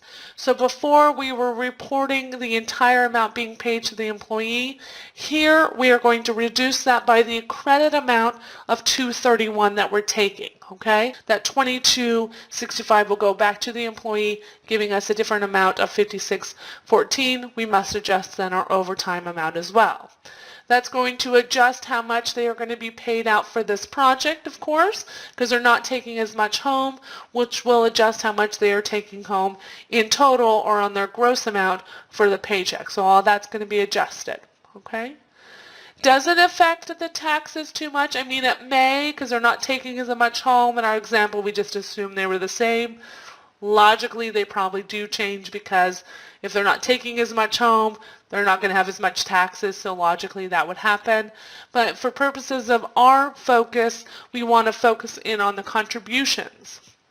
And we can see that contribution there added under health and welfare. We've got that highlighted showing that we've taken a $2.31 credit for benefits that we're providing. We are assuming that that's health and welfare benefits. We're going to multiply that by the 18 hours worked, and that's going to give us that $41.58, okay? Which then will adjust those net wages. And then finally, let's go ahead and assume that we are not paying any fringes to the employee. So this could be the cases where we've taken credit for our fringes and then we've decided to pay the remaining into some sort of qualifying plan. So we're not paying anything to the employee. Or maybe we're part of a union, so nothing of, none of that fringe benefit money is going to the employee or something like that. So now we look at our paycheck sample, we don't see a line item for fringe benefits because it's not being paid to the employee. So we don't see that there. It's not there. It's not being paid. Okay? We come back in here now. Boxes 1, 2, 3, 4, and 5, the same. Okay? Box 6, though, we've made a huge adjustment here because the hourly amount going to the employee now is just the basic hourly rate. And we see that $33.49, and we see that adjusted overtime rate as well. That is going to adjust the pay amount for the gross. So in box 6, we can see that adjusted pay amount. So for this project, the employee earned $636.32, right? That was the pay, right? The amount of pay that they are going to be in their gross amount take home, or in the gross amount prior to, figuring out their net amount, okay? All projects there that also adjust that there. Then we can see, we've just kind of did an example here where we're going to apply those fringe benefits, and it's you guys decide how you guys want to apply that truly, but in our example, we have gone ahead and vacation holiday, we've credited, $102.78. Health and welfare, you can see there, pension there, and then we also went ahead and assumed that they were union and added some union dues there, okay? So you guys go ahead and account for that cost there as required, but then we come into box 9, we're going to see now that our total is going to be a lot different. The total take home is going to be a lot different because a significant amount of that money is not going directly to the employee, okay? So we're going to look at those differences, and that's how we're going to report those differences for the different circumstances that we may find ourselves under. Again, in this one, I'm sure the taxes in real life would adjust because if we're paying, of course, less on the gross amount, those taxes probably wouldn't be as high as we're showing, but we didn't reflect that in our paycheck just so that we didn't have to focus on that. We wanted to focus on the contributions in this lesson. Okay, but your taxes would more than likely lower in the circumstance where you are paying just the basic hourly rate to the employee. I mean, that's the whole purpose anyways, is to lower our tax obligations for both the employee and both the employer, right? All right, you guys. So that was the certified payroll portion. That was the reporting portion. And you're going to repeat that step for every employee that worked that particular week that you're reporting on for the particular project. So if you have many employees, it may take you a little bit to complete the report, right? Because you got to report each employee. If you only have 1 or 2 employees, it's not going to be as difficult, right? It's just more or less understanding the breakouts of pay and how to report the different pay options that you guys have, okay? Once you guys get that completed, then you'll move on to what's known as the weekly statement of compliance. We reviewed this at the beginning when we talked about our compliance forms. You're seeing 2 examples here. You've got the state example and then you've got the federal example. Okay, the DLSE does allow for the basic state example that you're seeing here. It's just very generic, but most contractors, most awarding bodies have moved on to utilizing the federal state weekly statement of compliance, and that's where that's coming from, and that is fine. So what you'll see happen is a lot of people will pair the state report, the state certified payroll report, with the weekly statement of compliance from the federal side. So they'll kind of blend those 2 together, okay? That is extremely okay, but if you're utilizing the basic state one that you're seeing over here on the left-hand side, that is fine as well, okay? Again, the weekly statement of compliance is done per certified payroll report, so it's attached to the certified payroll report, and it's just it's a statement against perjury. It's a statement saying, hey, we are saying that everything is on this payroll is true and accurate to the best of our knowledge, okay? And that's what we're saying there. Non-performance report, let's go ahead and read. It says, this report is to be completed in lieu of the certified payroll report. It is used as a placeholder for projects that are active but not reportable, or I shouldn't say not reportable, but there was no reportable work done completed during that reporting week. We have our example here. It says we have a project A. We're going to assume that that project is 6 weeks long. We're going to go ahead and assume that the company performed work on weeks 1 and 2, but for weeks 3 through 5, you were maybe waiting on some information, right? Maybe you guys were waiting on supplies. Maybe you're waiting for a subcontractor to finish their scope. Whatever you guys are waiting on for weeks 3 through 5, no work was performed. You guys go back out there, finish up in week 6, so now you have that performing week again. You go back to the regular certified payroll report. You make that your final certified payroll report, just meaning indicating that, hey, this is my final week on this project, or this is our company's final week, and then that's going to be done, okay? You do have the paper format here that you're going to have to do, and then you also have to report that through the DIR, through the electronic certified payroll system. So remember, we have those 2 requirements on certified payroll when we're on those higher threshold projects. Reporting non-performing weeks is also a requirement. That's part of that eCPR reporting requirement found. Okay?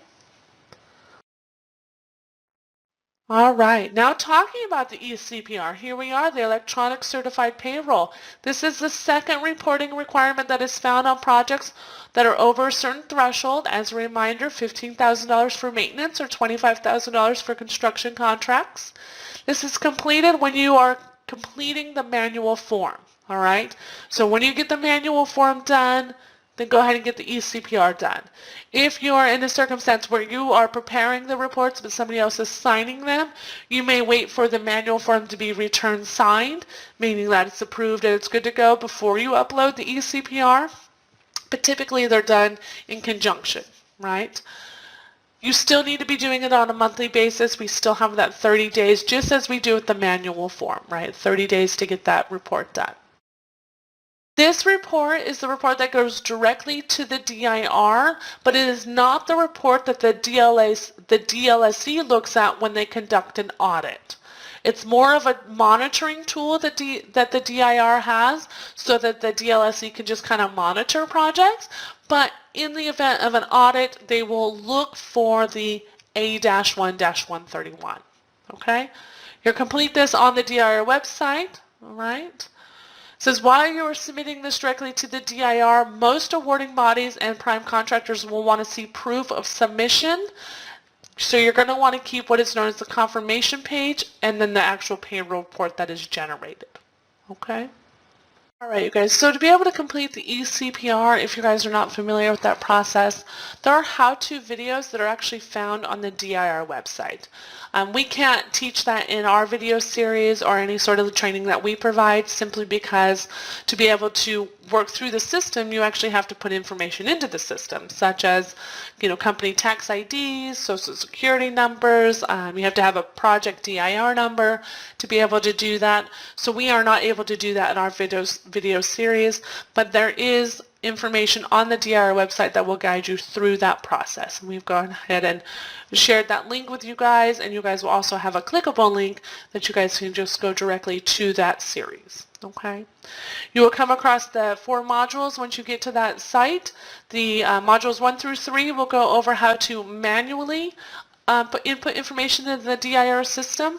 Module 4 will go over how to download the information from a system and then upload it into the DIR. So if you're utilizing some sort of software system that allows for that XML file download, then you guys can then upload that directly to the DIR.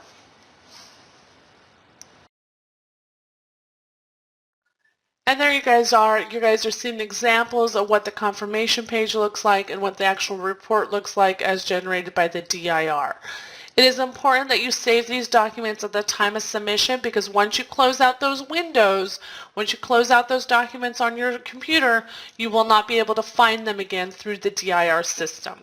There is a method to look at and see who has submitted the eCPR uploads, but when you pull those reports after the fact, it's fully redacted. So you're not going to be seeing socials, you're not going to be seeing names, you're not going to be seeing any of that information.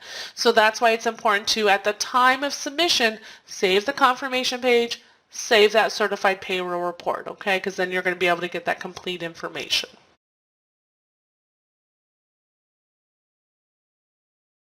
So the eCPR, just a little note here, this is actually taken directly from the Public Works Manual, and you guys can go ahead and review that if you want to. It's just the Public Works Manual for California. You can just Google it. It says the eCPRs do not contain and were neither intended nor designed to contain all of the payroll information and records which may be required for a contractor to comply with the DLSC for payroll records pursuant to the Labor Code section. Meaning, again, that the eCPR does not replace the A-1-131 in your reportings. That if you're on those higher threshold projects, you're going to have both reports. Okay? There are some certified payroll exemptions, though. So if you are working for Caltrans, the City of Los Angeles Unified School District, or the County of Sacramento, you may not be required to submit directly to the DIR. That would be determined by, again, the awarding body. They may be operating under a PLA or the prime contractor. So if you're working for these entities, just verify that the DIR eCPR is not going to be required. So where are we going to submit our certified payroll reports? So the A-1-131, again, that's the manual form. That should be submitted to your prime contractor. If you're a subcontractor, if you're a sub-tier contractor, submit it up to your to the subcontractor, who will then submit it to the prime. But then it will again end up to the awarding body. Okay? They may also be submitted to an agency hired to manage compliance on behalf of the prime contractor or the awarding body. So just be mindful of that. The eCPR is submitted online to the DIR website, but the copies, as we just talked about, should be submitted to your prime contractor or the awarding body or the representative if they have a third-party compliance firm, monitoring and enforcing compliance, okay? If nobody is asking for the manual forms, you will still have them on file with your office.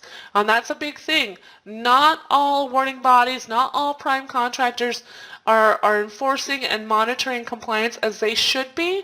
So they may not be asking for the reports, but that doesn't matter. The state mandates that you get them done, and at any point in time, a state representative could come into your office and request to see those documents. They do have the authority to do that. So you want to make sure that you have them on file. You want to make sure that they are done in a timely manner. Let's go ahead, let's talk a little bit about additional compliance. This is going to be in the case of additional reporting software. It says you may come across a project where the awarding body, project owner, and or the prime contractor may require the use of a software reporting system. This is an additional requirement, not a state requirement. Even though it is not a state requirement, if it is built into the project requirements, you may find payment being withheld if you do not comply. It's extremely important. We've seen that before.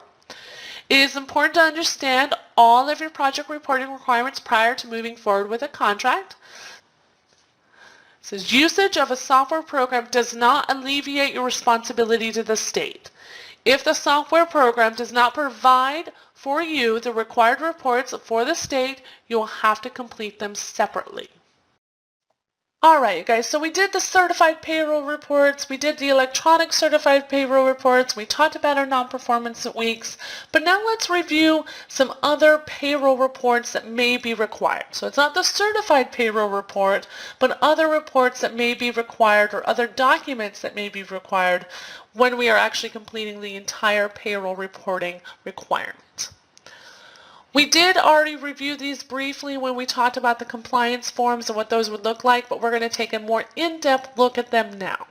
So if we remember, we talked about the authorization to execute the weekly statement of compliance. It says this form gives authority to someone or some persons to complete the certified payroll reports. This person must be authorized to do so by an owner, partner, or officer of that company. This form is completed once prior to your first certified payroll report. You need to update this form if the authorization person changes. You may also have more than one person authorized. This puts the liability back onto the owner, partner, officer of that company. So what was happening prior to this form is that people were getting hired on to do the certified payroll reports. Maybe they weren't fully trained, maybe they didn't fully understand the requirements, they would be wrong, and then the state would come back and say, hey, these are wrong, and now there's these penalties, okay, or there's these things that are going on, and the owner would say, well, it's not my fault, it's not my problem, because I hired so-and-so to do it. This authorization puts that liability back onto that owner, onto that partner, onto that officer of the company, saying that the person that I've authorized to do this is fully trained and they fully understand the requirements of such. Okay?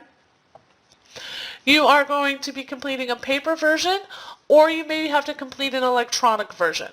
Awarding bodies can have their own format, so you may have to work with your awarding body, work with your prime contractor on the different ones that they have, okay? But this purpose is going to be the same. So we are showing as an example just a very standard form. It's not very, there's not very many advanced features on this document or anything like that, it's just very standard, but you may come across a circumstance where the awarding body or the prime contractor wants a more in-depth form of authorization through some notaries, something like that, okay? You may see that. It's going to be submitted to the awarding body under the prime contractor with your first certified payroll and then upon any changes, okay? Another one that you're going to be looking at is the Statement of Employer Payments, aka the Fringe Benefits Statement. It says this form is used to identify where the fringe benefits will be paid, whether to a plan, meaning on behalf of the employee, or directly to the employee. Okay? If you are planning on paying to a plan, you're going to want to have that backup documentation, which is what we reviewed in our fringe benefit lesson. Complete this form once prior to your first certified payroll. You need to update this form, though, if your fringe benefit payouts change. And we talked about that when we talked about our compliance documents or compliance forms in that other lesson.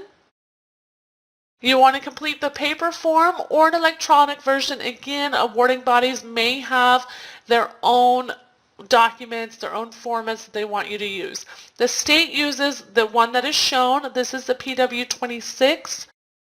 I personally don't like this format. When we talk about fringe benefits and we talk about the compliance forms, we actually use a different format. You guys have seen that in our documents and provided in the template that you guys have.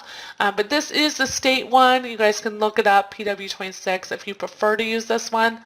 But it's not required. You can use an equivalent form, which is what we provided. Again, submitted to the awarding body, prime contractor, with your first certified payroll and upon any changes. And the other report that you guys are going to be looking at is the authorization for deduction form. This form is only going to be required if you happen to have employees who have deductions that are not standard. So standard deductions are going to be taxes, everybody gets taxes out, but non-standard deductions are going to include garnishments, child support payments that they have to be making, their portions of health insurance or any sort of benefits that they're paying into, their deductions, right? So non-standard deductions. So this is to ensure that the employee is aware and understands that deductions are being made. You're going to go ahead and complete the paper document, which is the one that we are seeing here, or any sort of electronic version that maybe the awarding body or prime contractor has. They may have their own formats, they may have their own requirements, and it's going to be submitted to the awarding body or prime contractor with your first certified payroll and upon any changes. Now, in the one that you're seeing here, it is individual per employee.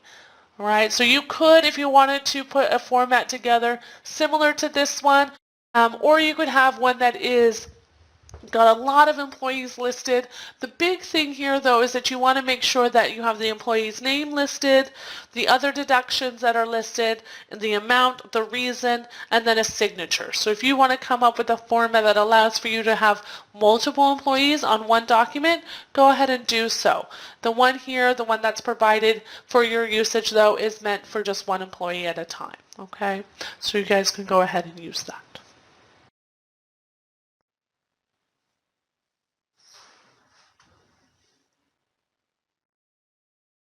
All right, guys, so let's go ahead and let's talk about the compliance forms. We're going to talk about the general compliance forms that you're going to see on public works projects for the state of California. We'll talk about additional forms that you may see, and then we'll go into something that I call ask questions. The forms that we are going to be talking about, just so it's clear and everybody is on the same page, is going to be required for anybody who is going to be performing prevailing wage work. So if you're the prime contractor, if you're a subcontractor, if you're a sub-tier contractor, it doesn't matter. If you are performing prevailing wage work, then you are going to complete the general compliance forms that we're going to outline here for you today. One of the common questions that we get is, what if nobody wants us to submit the forms? It doesn't matter if your prime contractor or if the awarding body or the project owner is requesting the forms from you, you're going to complete the forms anyways. Because if there's an audit by the state, then the state is going to want to see those forms. So part of your responsibility to the project, to your company, to ensure that in the event of a state audit, you are to get the forms done, get them done accurately, get them done in a timely manner. Okay, so even if they are not being requested by the prime or the awarding body, that does not alleviate you from your responsibility to the state. The state is going to be the one who could, at some point in time, conduct an audit on any public works project throughout the entire state. So you could be selected at any point in time to submit documents, and you want to make sure that those documents are complete, ready to go, and that they're final. All right, so let's go ahead and start to outline the different general compliance forms that you're going to see on public works projects. Now we're going to outline these for you guys, but there is a separate video that goes with the template workbook that is in your guys' lesson. So if you guys go back to the lesson, you will see a workbook template there that's going to have all the required forms in it. It's in an Excel format. It's really nice because once you get the information loaded on the first couple tabs, it's going to preload a lot of these forms, making them easier to generate, easier to save, easier to print, easier to do everything. Okay, so we're going to outline the forms here, and then you'll go ahead and you'll review the workbook template along with that workbook template video that goes with that. Okay. But to start off with our general forms, let's talk about the checklist of labor law requirements. The one provided to you is just a general checklist. You can see this in different formats, and you can see it on letterhead. You can see it with different requirements. and that is totally fine. The purpose is to outline the general requirements for California Public Works and general federal laws. And that's the one that we have. You may come across a checklist that is more specific to that particular project. If there's a lot of different compliance obligations, maybe there's federal compliance, maybe it's a PLA, maybe you've got to get signatory to a union, all these different requirements that could come up on these types of projects, you're going to see some sort of checklist. We've provided you to the general checklist, but keep an eye out for another checklist that may come to you from your prime contractor or from your awarding body. But again, the purpose is to outline the general requirements for California Public Works and general federal laws. The checklist is to be completed at the beginning of the project. It is per contractor or per subcontractor or per sub-tier contractor. So again, if you are performing prevailing wage work, this is going to be a required document for you. Okay. We also have the authorization to execute the weekly statement of compliance. This is simply to give somebody the authority, or to give some persons the authority, because you can have more than one person authorized, to sign what is known as the Statement of Compliance. And the Statement of Compliance, as we'll see shortly, is attached to the certified payroll report. Okay? And it's just saying, hey, our payroll report is true and accurate to the best of our knowledge, and that's what that is. So you need to give somebody the authority, or the authority must be given to you by an owner or an officer or a partner of the company that you're working for. Okay? Now, if that is you, if you are all in one and you're just wearing all the hats, you don't necessarily need the authorization at that time, but it's still good to get done and still good to have on file in the event that somebody asks for it. Okay? Just in the event that somebody asks for it, it's there. Okay? Completed at the beginning of the project, and then of course if the authorized person or persons change. So if you've authorized somebody and they leave the company or they move on to a different position and they're no longer going to be taking on that task, you need to get somebody else authorized. You'll go ahead and update that at that time. Okay? We also have the Statement of Employer Payments, also known as the Fringe Benefits Statement, and that's more commonly the more common term, Fringe Benefits Statement, but it's actually the Statement of Employer Payments is what it is. This is going to be the document that is going to outline where you're going to be paying those fringe benefits to. And as we review the wage determinations, as we review what fringe benefits are, you can come back to this document and see exactly what I'm talking about in the breakdowns. But there are certain payments, aka the employer payments, aka the fringe benefits, that need to be paid out on public works jobs, and we need to indicate how we're going to pay those out because we have choices, we have options in paying that money. So we need to outline basically where that money is going to go and how that money is going to be paid. Okay? Completed once per project unless the information changes. And the information can change based off of wage increases, which we're going to talk about, based off if you take on a new scope of work, you need to add another fringe benefit statement, whether or not you have apprentices because their pay levels can differ, and you'll see that later on in the apprentice lesson. If you have a change in your internal fringe benefits, so if your health insurance premiums change, dental insurance premium change, whatever, you could see a change in those fringe benefit statements. Okay? All right, now the certified payroll reports, aka the CPR. This is going to be the report that most people are a little bit familiar with. As we go into payroll reporting and into that lesson, we will dive deeper into this requirement.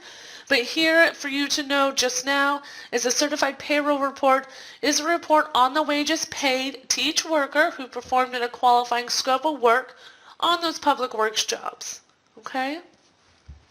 We are to complete this once a week per project until that project is completed. The state does give you 30 days, though, after the work has been done to get the reports done. So you could, in essence, do 2 or 3 or 4 weeks of reporting at one time, but you will have 2 or 3 or 4 reports to coincide with those different weeks. Okay? So you have one report for each week that work was done, but you do have a 30-day leeway to actually get the report done. Okay? Your prime contractor or the awarding body or the project owner may require them sooner. And so you're going to want to check with them, check with their requirements to see, okay, are they going to require this of me sooner? But the state gives us 30 days. We may be requested to get them sooner, and that's totally fine and totally authorized. Okay? The two big forms that we're going to be looking at is going to be the A-1-131 form. This is the Division of Labor Standards Enforcement, the DLSE, provided manual certified payroll form. This is going to be used on all projects over $1,000. Okay? We're going to see that requirement again. That's going to be repeated again in the payroll lesson. We also have the eCPR upload. This is the electronic certified payroll report that is submitted to the Department of Industrial Relations, the DIR, for maintenance projects over $15,000 and for construction projects over $25,000. And that's where we're going to see that requirement come in. And remember, that's kind of going back to our thresholds that we already talked about. So this is all starting to make a big circle, and it's all coming back around. So we're talking again, thresholds, different reporting requirements, and then we'll continue forth with the actual how-to in the payroll reporting lesson. We then have the statement of compliance. This is a statement against perjury that the payroll report or payroll reports, because you're going to have one statement for each report, is true and accurate to the best of the knowledge of the signer. So whoever's been authorized, to be a signer is going to be the one who's going to complete and sign the statement of compliance. And basically they're just saying, hey, to the best of my knowledge, the reports are true and accurate. Okay? Completed each week, it goes along with the CPR. So it looks like it's one document, but it's actually two different documents, two different requirements. So you just want to make sure you're aware of that and mindful of that. Okay? But for every certified payroll report you will have a statement of compliance. Okay? We also have the statement of non-performance. This is to report a week of non-work. All right, so if you're working on a public works project and you're active and you're out there every single week, but then there's a pause in work for whatever the various reasons are. Maybe we're waiting on material, we're waiting on another contractor to finish their portion, maybe it's weather related, whatever the case is. Maybe it's budget related, it doesn't matter. There's a pause in work, and for those pauses, for that time that the work is not happening actively for your company, you're going to have a non-performance. Okay? And it's just earmarking, or it's a place marker for that week. And as we get into the payroll reporting, you're going to see this again. But it's just a place marker again in place of a certified payroll report. And you'll see that again in the payroll reports. Okay? The state again gives us 30 days to get these done. Unless a prime contractor or an awarding body wants to see them sooner, then we have that 30 days. Okay? We have our training fund contribution or training contribution invoice and proof of payment. This is an invoice that accounts for all hours worked during a reporting period, multiplied by the listed training fund contribution rate as found on the wage determination sheet. And I understand maybe that doesn't make too much sense just yet, but the different lessons, when you talk about the training fund contributions, you'll see where that comes into play. So right now we're just kind of giving an outline of the form here. State requires that payment be made at least monthly by the 15th of the following month, meaning the 15th following the month that the work was done. If you are a union or a member of an association, you may be required to pay sooner, right? Sooner or later, it just kind of depends on their requirements. Right? We talk more about that in that training fund lesson. You have the DAS 140. This is going to be one of those apprenticeship forms. Apprenticeship forms are very, very important to get done. They need to be done in a timely manner. For our purposes, for our point of view, the apprentice documents are the only documents that cannot be done after the fact because they have to be done timely. So even if you get behind a little bit on certified payroll, get them caught up. You can even get behind a little bit on the training fund contributions without much issue as long as you get them caught up. I mean, don't make a habit of it, of course. You don't want to make a habit of that. But if it's the 16th, 17th, 18th of the month and you haven't done training fund contributions, that's not a big deal. We're just get them done, move forward. Okay? Even if a project ends and we realize, oh my gosh, we haven't done these documents, go back, get the documents done. That's going to be true for everything but the DAS 140 and the DAS 142, which is what we're going to talk about next. Okay? So these are the apprenticeship documents or the apprenticeship forms. Highly important to do them in a timely manner. When you go into that apprenticeship lesson, we will talk further about these documents. But the DAS 140 is to notify local apprentice committees that you have received a public works project. This is only going to be for those working in an apprenticeable craft. And we will outline what that means in that apprentice lesson. This is going to be completed prior to the start of the project per qualifying scope that is apprenticeable. Okay? The DAS 140 confirmation page, another part of those apprenticeship documents, apprenticeship forms. This is going to be a document proving when the DAS 140 was sent. Okay? When it was sent, when it was transmitted, when, or whatever you want to call it, when did we forward and send that document to the apprenticeship committees local to that project. Okay? And you'll see that again in that apprentice lesson when we go into more detail. As a little comment here though, says the DAS 140 form can either be faxed, emailed, or mailed. Upon sending the documents, you will want to maintain proof of them being sent. It can either be some sort of fax confirmation page, email read receipt, or delivery receipt from a mail provider, right? You know, whatever you have that proves these documents were sent and this is when they were sent. Okay? The 142 is another apprenticeship document. It's highly important. This is going to be used when you are going to be requesting a dispatch for an apprentice as required by Public Works regulations. We have to meet the 72-hour minimum. That's going to equate to 3 business days prior to us wanting an apprentice on the job site. This does exclude Saturdays, Sundays, and holidays. So you got the 72-hour minimum, all right? Equivalent of 3 business days. Again, the details we're going to go into in that apprentice lesson, so that's where you guys are going to find out more about how to complete the documents and exactly what is being looked for in these documents. Again, we have the confirmation page though. For the DAS 142, we're going to want that confirmation page just the same as the 140, fax confirmation, email read receipt, or delivery receipt from a mail provider. Whatever you have the confirmation page. The confirmation pages are almost more important than the actual documents themselves because that's the proof, right? That's the proof of, hey, I sent these, this is when I sent them, I'm in compliance. The proof is, you know, the proof has got to be there. All right, guys, so that's going to bring us to our final affidavit. So the final affidavit is what it sounds like. It's a final document. It's a final statement that your company makes that says we were compliant. So we had at the beginning, we had the checklist of labor law requirements, said, okay, this is what you have to be compliant with. Yes, we understand those regulations. Now the final affidavit is saying we were compliant to the best of our ability, okay, meaning that we did everything we could to ensure compliance. This is usually completed right along the time that you're doing your final certified payroll or right around the time you're going to submit that final invoice for your portion of work on that project. All right, then that takes us to additional forms. So what we just reviewed was just the general standard everyday old public works forms.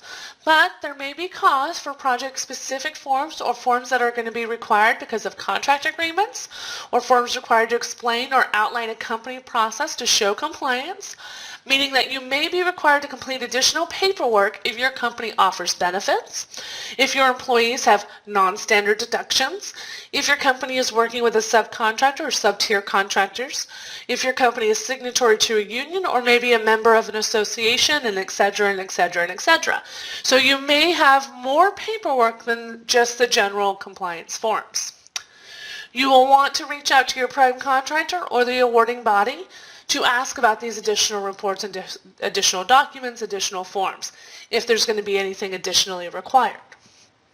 Some examples that you might be seeing as additional requirements would be designation letters, authorization for deduction forms, letters of assent, miscellaneous statements of understanding, subcontractor verification forms, requests for access to a reporting software, union documents, hiring plans, and then federal forms, right? So if it's a blended project, it's got a little bit of federal requirements, we may see those federal forms as well, okay? While the state looks at certain documents during their audit, it does not limit a prime contractor or awarding body or project owner from requiring additional documentation to ensure compliance. And that's just kind of what we just talked about, right? Additional forms. You may have additional paperwork. That is going to be contingent on what the prime contractor or awarding body wants to help ensure compliance, okay? You'll want to stay flexible when it comes to the required forms. Seek to complete the documents to the liking of the prime contractor or the awarding body. That's a big one, okay? We all have different ways of doing things. Everybody's going to look at things differently. If you submit documents and get them kicked back because they're not completed to the liking of the person who's reviewing them and approving them, don't sweat about it. Don't stress about it. Ask them how they prefer the forms. Ask them how they want them completed. Get them done. Get them off of your desk. Okay? Don't stress about it. Okay? Remember that the contractor, the prime contractor, and the awarding body is responsible to ensure strict compliance. Okay? And you may get a prime contractor, or you may get an awarding body who really takes that responsibility seriously. And those that take it seriously are going to be the ones that have additional forms and are going to be the ones who are going to be quote-unquote hounding you to get those documents in, okay? Everybody kind of is like, oh, they're bothering me about these documents, they're bothering me. Those are the individuals, those are the companies that you do want to work for because they are looking out for themselves, they are looking out for the project success, and they're looking out for subcontractors and sub-tier contractors, okay? Because they understand their responsibility and they take that responsibility very, very seriously, okay? So don't sweat about the paperwork. Get the paperwork done. Don't sweat about it, okay? And that brings us to this. Ask questions. Ask questions, ask questions, ask questions. Because the additional forms are dependent upon the prime contractor, dependent on the awarding body, they can vary significantly, right? They may be asking for the exact same information, but they want it in 10 different ways, in 10 different formats. And, they may want it in blue ink. They may want it notarized. They may want it, hard copies mailed to them. These are the different variances that you may see. If you don't understand what's being asked of you, if you don't recognize the form or never filled one out or, whatever it is, then ask. Ask the question. Ask your prime contractor. Ask your awarding body. Get some additional consulting. If you need it, we can provide that consulting for you guys. Ask the question. That is okay. The sooner that you review the compliance documents that are required, the sooner that you ask questions, the better, right? We don't want to put them on the back burner. We don't want to save them for later. We don't want to, forget about them basically, because if they're back there on the back burner, we're going to forget about them. And like we say here, that whole house is going to go up in flames, right? So do not hesitate to get the additional support or help if you come across a form that you do not understand how to complete. Do not put the documents on the back burner. And that tends to be what happens. We usually get so busy in our day that these compliance documents will kind of be pushed aside. And they're pushed aside, number one, because maybe we've never completed them and we got to spend some time trying to figure them out. Or we just don't have time in that moment. Just get them done, right? Schedule a time in your day to spend a little bit of time to get these done, okay? And then finally, where are we going to submit these documents? We got all these documents, all these forms, where we're going to submit them.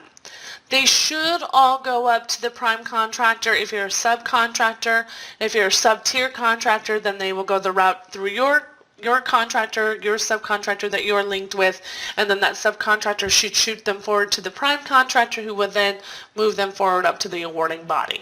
And that's how it should go in a perfect world, okay? If you have a prime contractor or an awarding body that is highly active in monitoring and ensuring compliance, you may find that payment will be withheld if you fail to complete the documents as required. Okay?